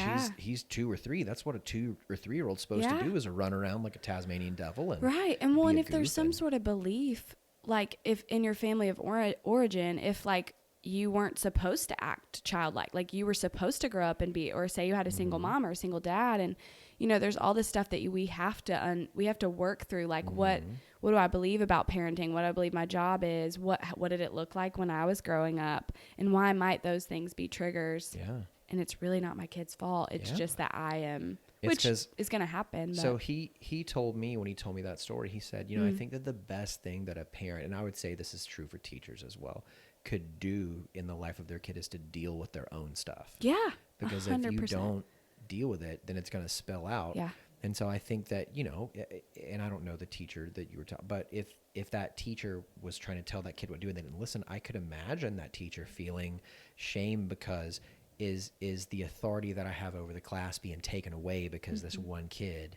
So then, you know, shame and not willing to deal with it. Get your butt out of this, you know, down to the principal's office or whatnot, you know, but it's it's that shame. And it's, I think, one of the toughest things to deal with for a person. Yeah. And also like even just practically for a teacher, like there's 25 other kids in there.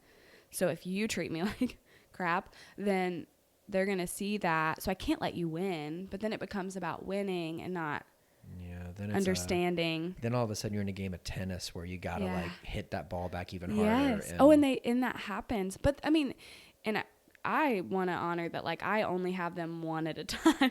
Like, those kids say some harsh things. So I can't imagine having 25, you know, but I just think that's what I mean by this, like, trauma lens or just understanding of what they're doing. Because a lot of our kids, it's like this shoot or get shot mentality where they're just trying to have the upper hand. And if you just do that, back at them, that gets you no progress. Because they believe that if they're bigger, if they have that upper hand, then they're safe. Yeah. And so for you to challenge them in that same way, all of a sudden they're back into their unsafety. Yeah. They've only got one coping strategy for that, and that's to get bigger, to go above. Yeah. And so you gotta present an alternative way to be safe. Yeah. Modeling. Yeah. Which I think, you know, like you mentioned, there's so many times in the movie that they do that. You know, they give the kids room to breathe. They pull up alongside and say, can I have an ear? Can I draw with you? You want to share those lyrics with me? Jaden says, I hate you. And Grace is like, you don't have to like me right now. Yeah. But, that part. Yeah. Yeah. You don't have to like me. That's not my job. That's not the cost of admission. You don't have to like me for me to be here. Yeah. I will still be safe. I will still do what's best for you, which is to not let you harm yourself right now. Which I think, and I think that this is certainly, not easy, but this is certainly appropriate for us to say as therapists, but I think it's also appropriate in the lives of anybody. You know, it's really tough sometimes to feel like the person you're with doesn't like you, but you still know you have a role to play in helping them. Yeah. And so you have to let go of that desire, and sometimes I think if we're honest, like need to be liked in order to step forward and help them. Because again, that would be your own stuff kind of getting in the and way. we can certainly say we do that in the therapy room, but I think also in our personal lives and in the life of anybody that's not a therapist, that's going to still come up. Yep. There's going to be people that you love and that you want to help that maybe in the course of helping them are going to say, hey man, F you, you're terrible. I don't want you. I don't like you. Get away from me. And sometimes you just got to go, okay. Yeah. I'm still with you. Yeah. Yeah. They really do a beautiful job of that. I mean, because there's some stuff in there I wouldn't take. Like, I mean, but at the same time, when I'm with a kid, I've had some students say some pretty harsh things to me. And so, but you just, it's so easy to fall in love with them. And I think the two, Mason and Grace in particular, like they really were in love with those kids. And so they could look past, because they had seen those moments where they've broken, and it, to get one of those moments, I've had kids too where it's taken forever to get to one of those moments. But once you do, it's like, all right, I'm here. Yeah. You know, but it takes a while. And I think about maybe the opposite of that is at the beginning of the movie when they introduce Nate to the group. Yeah. And Nate says, yeah, I wanted to take a year off from school, and I've always wanted to work with underappreciated kids. And Marcus, you know, what did you just say? What did you mean by that? Why did you call us that? You know, in part, rightfully so. I don't think in part. I mean, I think in total, whole, yeah. Because that was an example of Nate was trying to typecast these kids into a role, and I think it was a really top-down positional it was like, you're thing to below say. me, yeah, in a way. he was. Whereas Mason and Grace had worked so hard to join, to come alongside. It was like Mason was standing up on a tower looking down and saying, hey guys, I'm here. I have ascended from on high to help you from my position of privilege. I'm the savior or whatever. Yeah, I will be your savior. Yeah. And that's kind of what I meant by the labels in the beginning when I was talking about it, is that we start to see a people group or homeless people, like whoever it is that we decide is unfit to be a part of society or whatever, and we just kind of turn away from. But so when you see a person as a member of a group that maybe you have created a group, you've said you're a part of it, instead of as an individual. And that's really, I mean, you're objectifying them. You're taking away their personhood when you do that. Yeah. And we really are healthier when we know that we are a part. And so I think that's what, like, that we belong. And what Marcus felt in that was like, are you saying like, you have something, there was just like a trigger there. And I think we do that so often in the way that we look at people, and even just on a bigger level. I think it's an unhealthy way of us feeling safe ourselves, because it's a way of, even though we all have the need to belong, it's a way of seeing people who maybe we feel afraid of.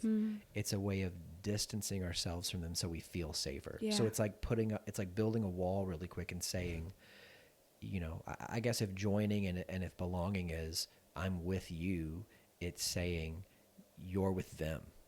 Like you aren't a part of what I'm a part of, and that protects me from you. Yeah, I agree with that. And I think part of it too is what you said a second ago, like he came in with his privilege, and I like Nate. I think Nate's funny and great guy, but he learned a lot in that time, I'm sure. And I've had moments like that where clients have said some things to me that I'm like, my first reaction is that's not what I meant, or defensiveness. And I think Nate did good to not do that, but it spoke a little to his. He said that's not what I meant. Yeah. Oh, he did. You're right. Yeah. But it spoke to his blinders and his privilege. Like there really are things that we just don't know about people, and everybody's a different culture, like each person, and that's why I love that part later of look into my eyes so you know what it's like. Like, don't just call me something, like know what it's like. Like Nate had no idea. He was out. And I think when I first came to this work, maybe there was some element of feeling like I was this helper that got to help people that were struggling, and in reality, like I'm literally no different than them. Like I'm just as broken, and and I think Well, I think that, you said there's things that we don't know about the people. I think that the danger in what we do without reflection, and I think this is true for anybody, it's not just therapists, but like, is that there's things we don't know about ourselves. So like in that case, Nate didn't know I am privileged. I am here of my own choice. I am here for, I don't know if it was residential for the staff, but I am here for 8-10 hours a day and then I leave. And I am here and I get to go back to my family who I know is there and that I love and that treats me with respect. Right. And we think at least, we guess yeah, we don't I'm fully filling know. in some gaps, but like he wasn't thinking about all the things that he had that they didn't and what that affords him. And so to say, you guys are underprivileged kids, I mean, even then, that's a mirror to show that he's privileged because he said they're underprivileged. Right, exactly. So how do you get you to have say to be. You're underprivileged unless you're coming from a place of privilege? Yeah. Yeah. It's such a good movie. It's yeah. So good. Is there anything else that stands out to you that you feel like I'm sure there is. needs to be mentioned? Nervous. I'm going to forget parts of it.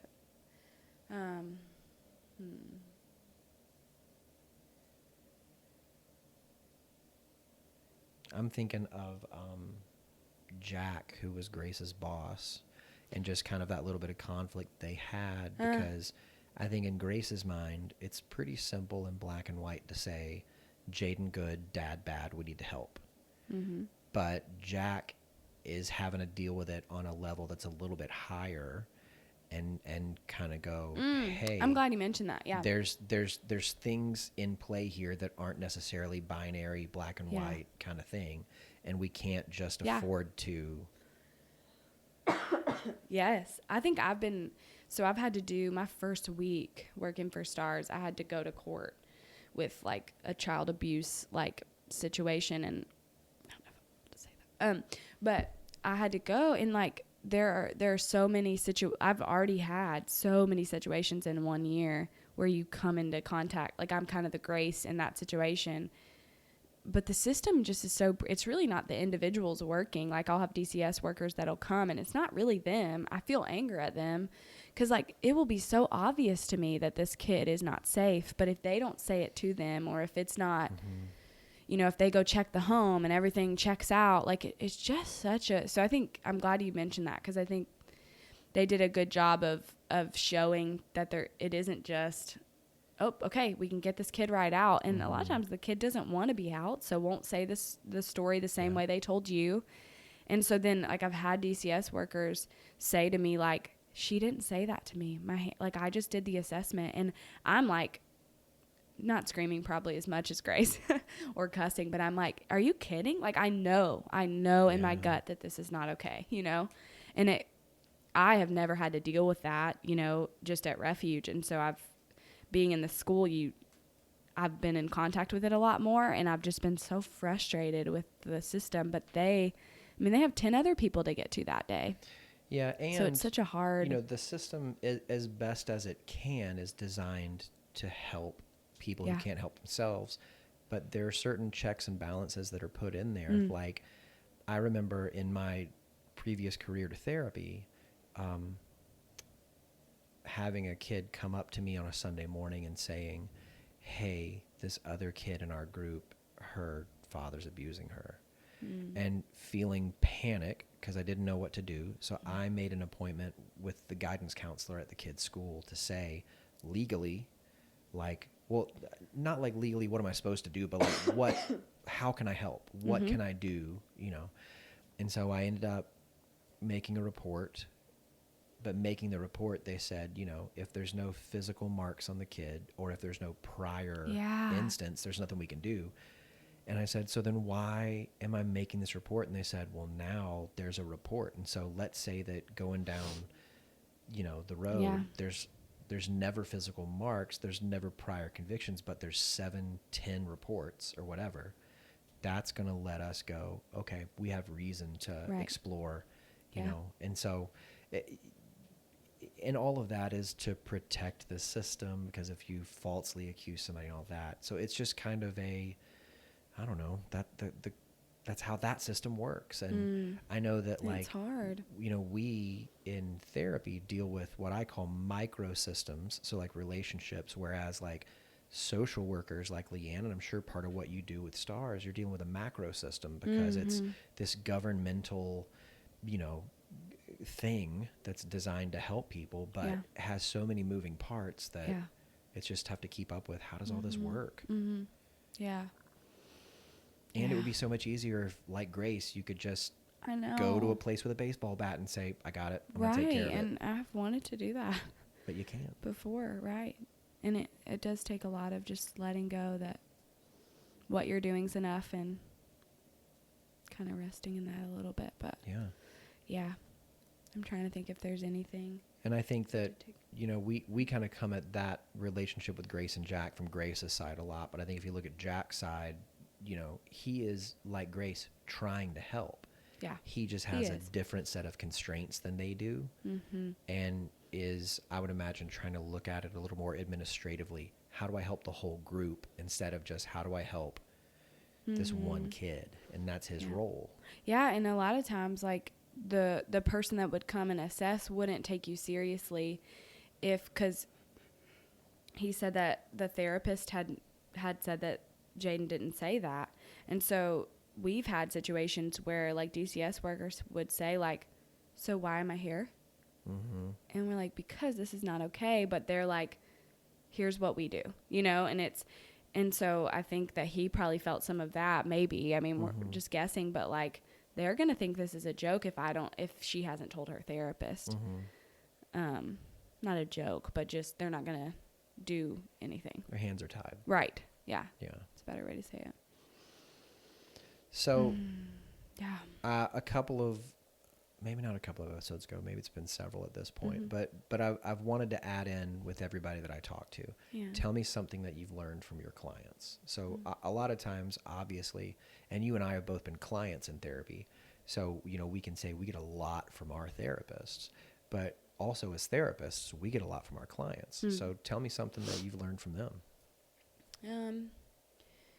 I think in particular with my teenagers, I think I learn a lot about them. I mean, they're really, like, I just feel like, and I think this is probably because of the way their brain is changing, but they just, like, live, man. Like, the highs are really good and they really feel. And I think it reminds me to, like, really feel and, like, be adventurous. And, like, it's important to take risks. And they're really great, we know this, at pushing back and, like, challenging. Like, I don't get a lot of push. Like, if I offer something, like, here's what I know in research or whatever, to a client, or if I say something like that, I don't usually get pushback. They're like, no. Like, that doesn't even make sense. And I love that, though. They have, like, and I have so many that, like, will literally, if they think something's a problem, they'll be like, well, I need to talk to the principal. And I'm like, I have no power, so you can go try to do that. But they are innovative and creative, and they push back and they try things that are out of the box. Like, they're not going to do things. And I think that's why parents... Sounds passionate. Yeah. And I think that's why parents struggle, because it's like when we get older, we have these pretty rigid ways of doing things. Not rigid, but we get used to the day-to-day of life.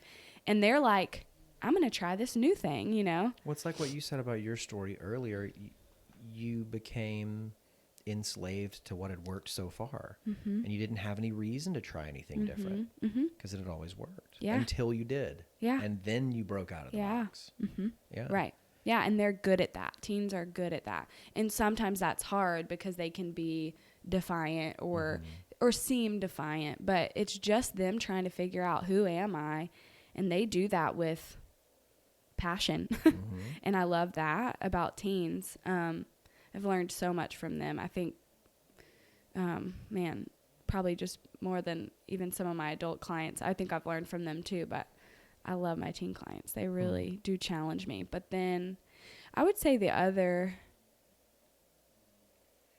is just, I don't know if that's, like, I think a little bit in what I was saying earlier of, like, inviting me to do my own work, because, like, seeing their, I think we are relational. So to see them be brave, or to see somebody who I've never seen crack a tear or like just is super cold faced or whatever, like to just finally like they can't hold that anymore and they are brave enough to it's inspiring. Let me see. Yeah. And I think it's intimate because I think anytime that we show up with our true self, the person that we share that with, it's an invitation for them to allow their true self to sit down. Yes. Too. Yeah. And so it's like this mutual like back and forth of we're both, I'm not doing it in there with them, but we both are sinking more into like true self, like you were talking about with each layer. It felt like I think that's, I'm not using therapy for that, but I'm privileged in that way to get to work with people that are always doing hard work. Even when there's not a lot of movement in session, they're always doing hard work. And that makes me feel like I got to do this. Like, this is important. Like, if they're brave enough to do that and yeah, I think inspiring is a good word. They're just so, yeah. I think that it's a get to, like, I get to be with people every day in my role where I get to see them tackle obstacles, mountains, challenges, things in their lives that are so tough. And I get to be, there's a movie that came out a long time ago called Moonlight Mile, and it's got Dustin Hoffman and Susan Sarandon and Jake Gyllenhaal. And in the movie, Dustin Hoffman and Susan Sarandon are married. They have a daughter who the story of the movie is their daughter's engaged to Jake Gyllenhaal and she dies. Okay. And so it's like the funeral and wrestling with his tie to them was her and now she's gone. Does he still stay tied to them and all that? But one of the lines is that Dustin Hoffman says, you know, when you're married, you get to bear witness to the other person's life.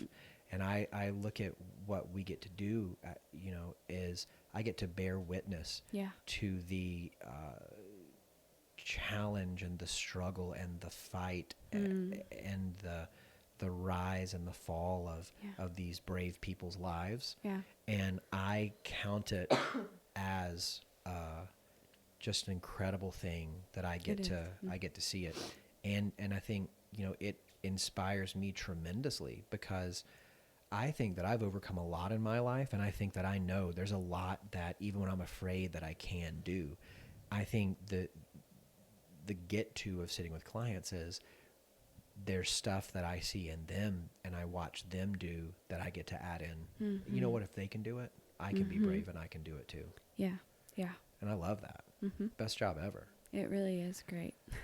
So let's say that somebody was listening to today's episode and they think, man, I think I can really connect with Katie. I'd love to see her as a client. How can they get a hold of you? Well, I'm at Refuge right now. You can't see me at the school, but I mean, I guess unless you go to that school.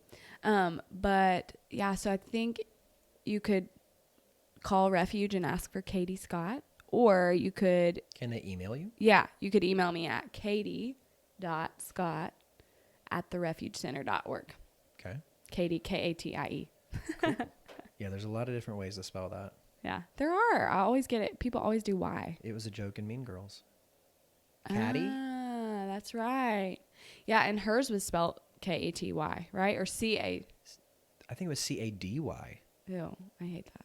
I don't know. I'm a mean girl. I am officially a mean girl. I don't like that, though, I don't think. Oh, man. Well, Katie, thank you so much for coming on today. You're welcome. It was an absolute, it was a blast. I love it. Can't wait to have you back. Yeah. Cool.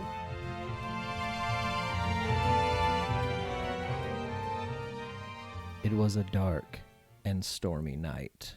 Hey, my love. Hey. We, for the first time, are...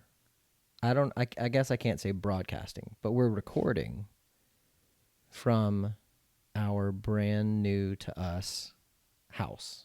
Yeah. That we bought. We own it. Yeah, we're home. I saw something on Twitter the other day that was talking about words that once you see them a certain way, you'll never unsee them. And it pointed out how in the middle of the word homeowner is the word meow. So we're home meowners. So now that you're home from our brand new commutes. Ugh. It's so long. It's true. And it's time dependent as well. Mm-hmm. So like in my case, I went on the Waze app and I said, hey, Waze, if I have a 9 a.m. session on Monday morning, how long is it going to take me to get to the office from here? And Waze was like, it's going to take you 52 minutes, man. And I was like, Waze, you crazy. If I have a 10 a.m. session, how long is it going to take me to get to the office on Monday morning? And Waze was like, 32 minutes, dog. And I was like, holy cow, that's ridiculous. I don't feel bad for you at all. My shortest commute is like an hour. Yeah, that's tough. It's fine, though. I feel like I've been complaining a lot about it, and really, it could be worse. We could be further out. So I said in the intro for this episode that in my humble opinion, it's the best episode that we've done. Whoa. It's episode number 30. Mm-hmm. So I think that's kind of, it's a good little boom, Mm-hmm. little milestone, a little marker to hit right there. Yeah. What did you think? Yeah, I might agree. I actually thought about saying that, but then I thought, I don't know. We've had some really good ones that I've really loved, and I don't know if I can pick, but this is certainly, it's got to be up there with one of my absolute favorite ones. I think Katie was incredible. I don't say that to take anything away from any other episode. I know. I just mean like in my vision of what the show was, bring a guest therapist on. Guest therapist picks the movie based on what they do, talks passionately about it. Boom. And this was like the perfect marriage of all of those things. Katie was great. Yeah, really great. I mean, yeah, really, really great. Yeah. And I'll talk a little more about this, but I think I wonder if part of why we both feel so strongly about it is because we both seem to identify a lot with her. Yeah, maybe. Which you talked about on the episode. It's true. First off, the school thing. As I listened to her talk about herself in school, I was like, wait a second. Did they have a Freaky Friday moment and Josh got transported into Katie's body? Because I've heard you talk about like yourself in school in the same way. And I also want to point out, I didn't actually remember this until just now, but at the end of the episode, and especially like as you guys started talking about sort of what I think like her job and what she does right now started bleeding into a lot of like you guys' conversation about the movie and things like that. And there were several points as she was talking that I just thought, oh my gosh, Katie is so freaking smart. Yeah, she talked several times. Like she just talked about herself and school, and she referred to herself kind of in a negative light in terms of her like intelligence and book smarts. And I did not get that from listening to this. Like I think she sounds very, very smart. Well, I think it speaks a lot too, and we talked about this in the episode, in a system, each person taking on a role, and even after a person does a lot of, their own personal work, sometimes it's really tough to shake those roles. Mm-hmm. And sometimes those roles become like our default modes. Mm-hmm. And, if we're not vigilant and we're not intentional about caring for ourselves and about kind of staying on the road to becoming who we want to be, then sometimes it's really easy to slip back into those default modes. Yeah. I think it also it's a good it's a good example of something you guys talked about towards the beginning when she talked about this school thing. And then she said that she took a psychology class and she just got it. And I had a moment like that with social work where I just felt like, oh my gosh, this is it. And that's why I've talked before about people needing to take time off before going to college. Because I think there's such a difference. There's just such a giant difference when you get into a field or a career or whatever it is, like a trade, a class, and it's something that you love doing. It changes everything. In her case, it was actually at college where she took that class and kind of figured everything out.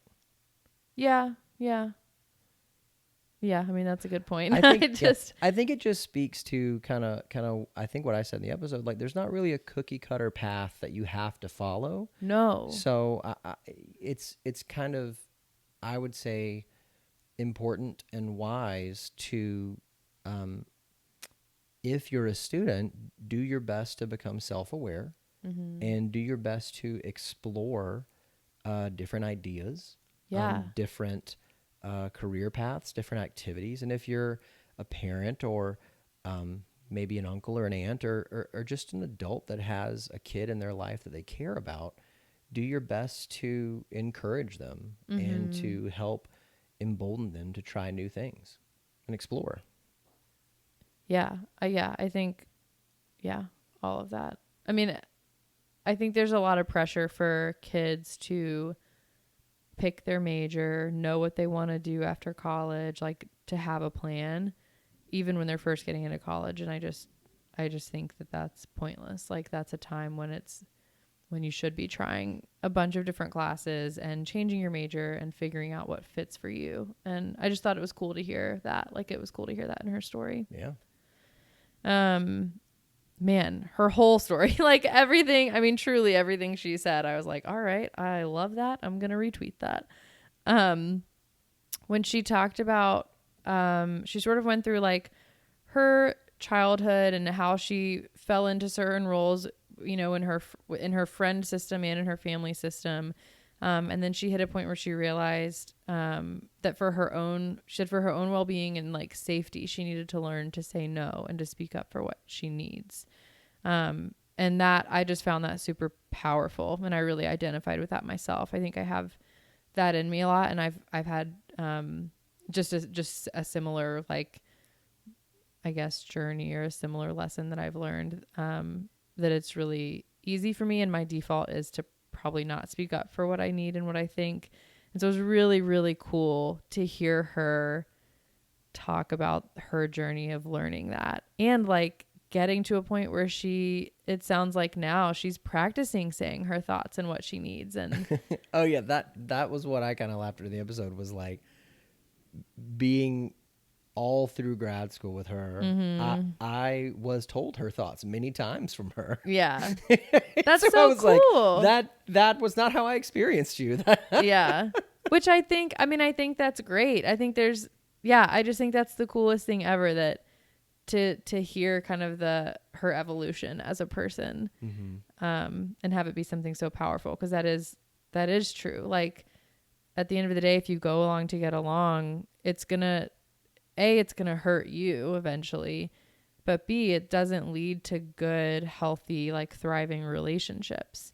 Like you have to show up and speak for what you need and speak for your own wants and desires and thoughts and feelings in order to be known. But there was a random part where you guys were talking about school, and you were sort of talking about your experience going from undergrad to a career to grad school, and all of the feelings that went into that, and the feelings of like, you know, not being able to get everything done, like not doing well. And I think that you ended up saying that you had a moment where I don't know, you were thinking basically like it was worth it, or that like even if this fell apart and you failed at school, that it would be okay, like that you tried and this was, you know, whatever. And it just reminded me of this funny story that I thought I would tell, where I was in grad school in New York, and we had sort of just started talking, like you were calling me a little bit, and you had just started grad school here. And I had been going for about a month or two already. So I was sitting in a coffee shop in New York doing my homework. You were the experienced veteran at this point. Well, I wouldn't go that far, but I had not just been on a 13-year break, and I had been going for a couple months, and my phone rings, and it's Joshua Treese, and you know, I like him, like we're talking, whatever. And Josh is panicking because there's so much reading in grad school, and he doesn't know how much he's going to be able to get done. And I had just been reading up on, and I had heard of it before, but I knew exactly how much I could get done, but there was more than you could. Yes. Yeah. Well, you were panicking is the point of that. And I had just like a couple days before been reading back up on this thing. And of course now I don't know if it's called something or whatever, but basically this like technique-y thing that you can do with clients where if they're afraid of an outcome, or if they're talking about like, oh, well, if I don't do this, then everything bad's going to happen. And you kind of walk them down that road. Like, well, if you don't, do the dishes when you get home, what's going to happen? And you keep going with the hope of landing on a place where you realize it's not actually that bad. Like, even if you don't get all the reading done for this class, you don't make a good grade in this class, you still got 4 other classes. And also, like, even if you fail out of grad school, you had this grand adventure, like whatever. That was the goal.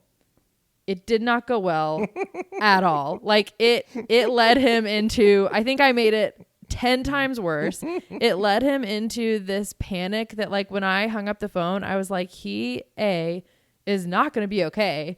And B, is never calling me back again, like ever, because that was horrible. Like, I'm the worst comforter ever. I just made everything worse. I literally just told him, like, think about all the things you're afraid of. Bye.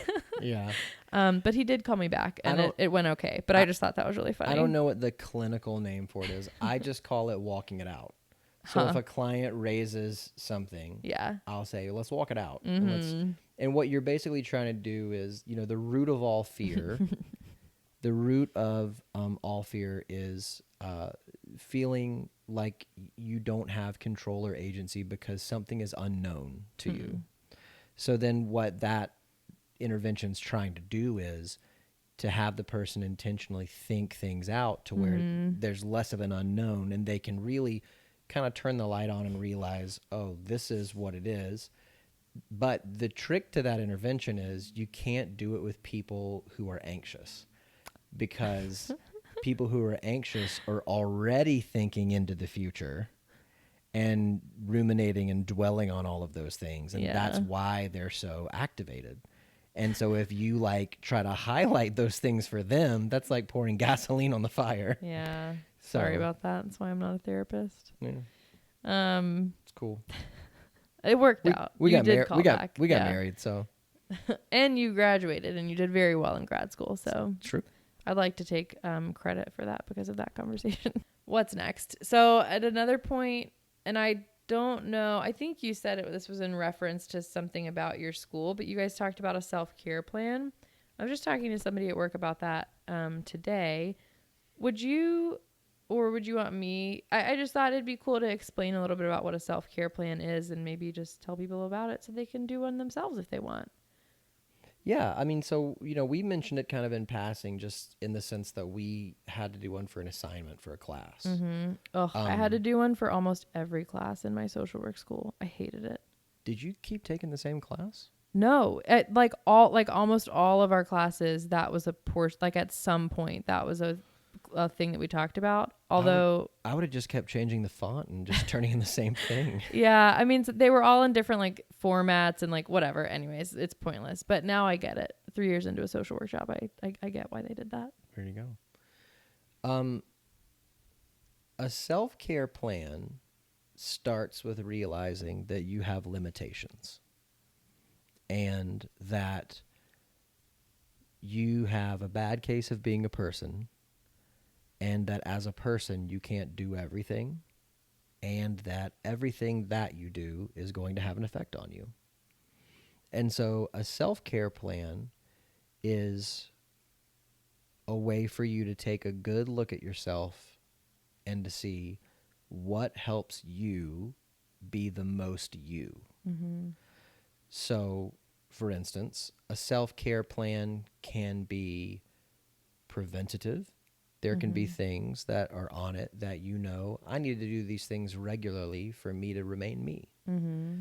A self-care plan can have things on it that are, I don't have a better word right now than corrective, but basically like if you feel your rope getting a little frayed, then these things kind of help guide you back to where you need to be. And there's many ways that you can make a self-care plan. So it's just kind of realizing, hey, what are things that I need to do, monthly, weekly, daily, kind of along the way, just to kind of maintain. and what are things that I need to do to kind of right the course if I get kind of off of it. And I would say that it would be expected that the self-care plan that a person has maybe right now would maybe not be the same one that they have in a few years. Yeah. Because as we grow and change, we need different things, and we need different things in different seasons. Yeah. So it may not even be the same in a couple months. Yeah. Cool. Yeah. I think those are really cool. And I just like, I know we did one, at some point during, I don't know, school at some point. We made an emergency, self-care. I think it was called an emergency self-care plan or emergency self-care kit. But we had like it, you know, you had your self-care plan, but then you also had an index card that was like, if you're in a space where you are just like, you're at the end of your rope, like it's happened, you are not okay. You know, what's the first thing that you do? And then you slowly like walk it back from there. Anyways, it's really worth doing. I think, especially like, even if you're not in this profession at all, like if you have a stressful job or like, I mean, everybody needs to do stuff like that. So it's kind of a cool thing to sit down and like intentionally think about. Okay. Almost done. The movie is incredible. I love it. I loved that like we had just watched it, I think like a few weeks earlier when Katie suggested it. Truly, truly such a wonderful movie. Like this, whenever you ask me at the end, I'm going to say bye 1,000 times. And I think especially for anyone who has kids in their life who, well, I just think kids in their life who they care about. I don't even want to say kids who might have experienced trauma or something, but I think just any kid, because it is such a good depiction of the payoff of sticking with a kid through really difficult times when they're pushing away. It's those moments that you and Katie talked about, like when they shave his head, or when he raps with the main guy's name, with Mason. Like those are the vulnerable moments that you get to if you sit next to a kid and ask them to share their earbud and you don't push them. Like if you meet them where they are, that's what you get. Like you'll figure out, like they'll tell you. It's just such a powerful movie. It's such a powerful example of, I think, what can happen when somebody just is with a kid and sits with them in pain and meets them where they're at. Yeah, I think it speaks to the power of presence, and I don't think that just applies to kids, although the movie, you know, took place in that context. I think, you know, there's something. I remember two people in my life, gosh, you know, 15, 20 years ago. One was a professor and one was a coworker who at the time I couldn't articulate why it is that every time I spent time with them, I walked away feeling refreshed. And I can look back now and see that both of those guys were able to be fully present with everyone that they were with. And there's something about that type of connection that just travels at a different wavelength, and I think is healing, and it's just a tremendous gift, and it's something that I think, you know, I really work hard at with my clients, and I really hope that they, you know, walk out of my sessions feeling that. Yeah, I like that a lot. Gosh, I mean, there's truly so many things, and I don't know if we have time to go through them all. So I guess the last thing that I'll say is, I think, and this is maybe my like kind of wanting to zoom out and look at things from far up a little bit. You guys talked a little bit towards the end about the system, quote unquote, like I think foster care, DCS, like I think you were talking about that whole system. And you made a reference to it. You said something about it being a system that's meant to help people, but it's complicated.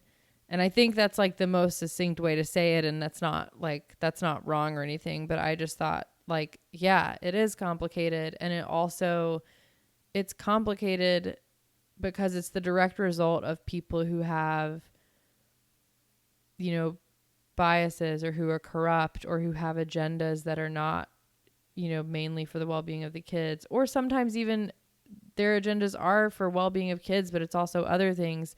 I just think it's a good example of how it's a good example of how messed up things can get when people at the top are not,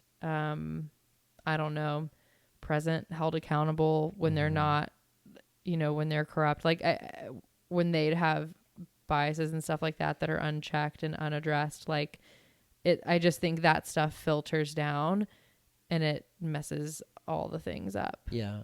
I think that at, best, it reminds me of The West Wing, especially the later seasons where there was an election coming up to elect somebody new. Mm-hmm. And there was a point in time where, people all around them wanted the candidates to become contentious towards one another. Mm-hmm.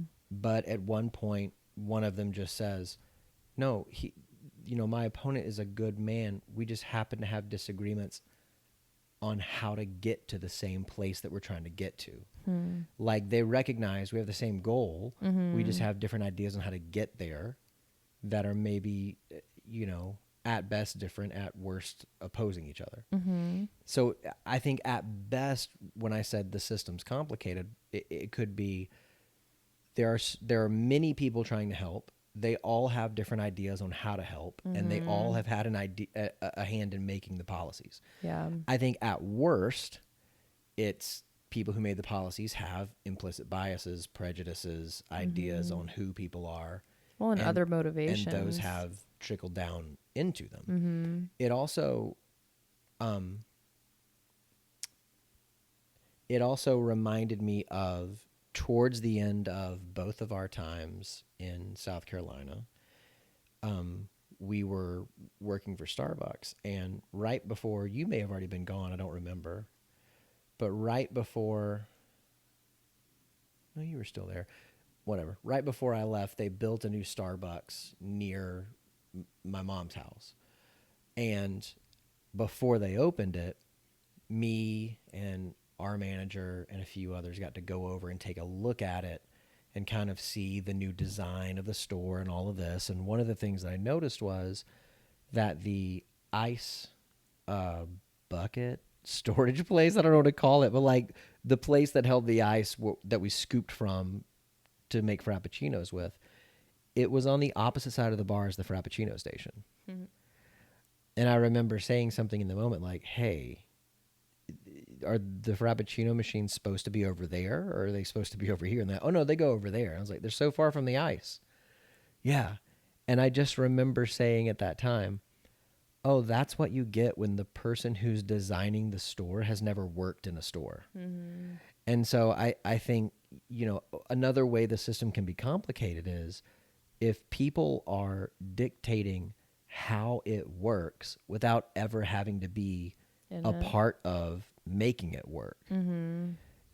And I think that's a really dangerous place to be, where, and I think that could be said about a lot of systems, where if you're dictating the rules without ever having played the game, it can make things really messy for the people that are on the field. Yeah. Sports metaphor. Great job. Yeah. I think the end of that thought too is that like it's so much, the system can do so much harm now rather than good, even if it's intending to be good. Because even like not taking a kid out of their home, even if Katie or somebody else knows for sure that something is happening, the intention of having policies that make it tougher to take kids out of the home is what, I think the intention behind that was to help families build, tools themselves. Like it was to hopefully have the end story of the family is together and they're also operating, healthily, but it just gets messy. So anyways, I just wrote down like, that's a good reason why it's so important to build resilience in kids now, like build resilience in kids before something happens so that they have I don't know how else to say it other than like the power, the strength, the confidence to speak up when, well, I think I don't, anyways, whatever word. I think just like the confidence and the ability to speak up when something does happen. It's just so important. Yeah.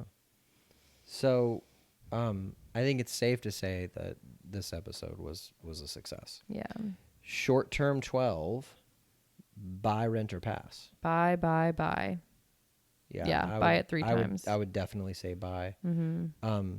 If you perchance listened to this whole thing and haven't seen it yet and have Amazon Prime, it's on there for free. Do it. So just take a look at it. We've got a thunderstorm happening behind us. Mm-hmm. We have got a dog asleep between us. Yeah. And we have got an episode of Bachelor in Paradise to watch. So now I'm going to go ahead and make the call that we're going to raise the lights, lower the curtains, and say that at least for this week, the theater is closed.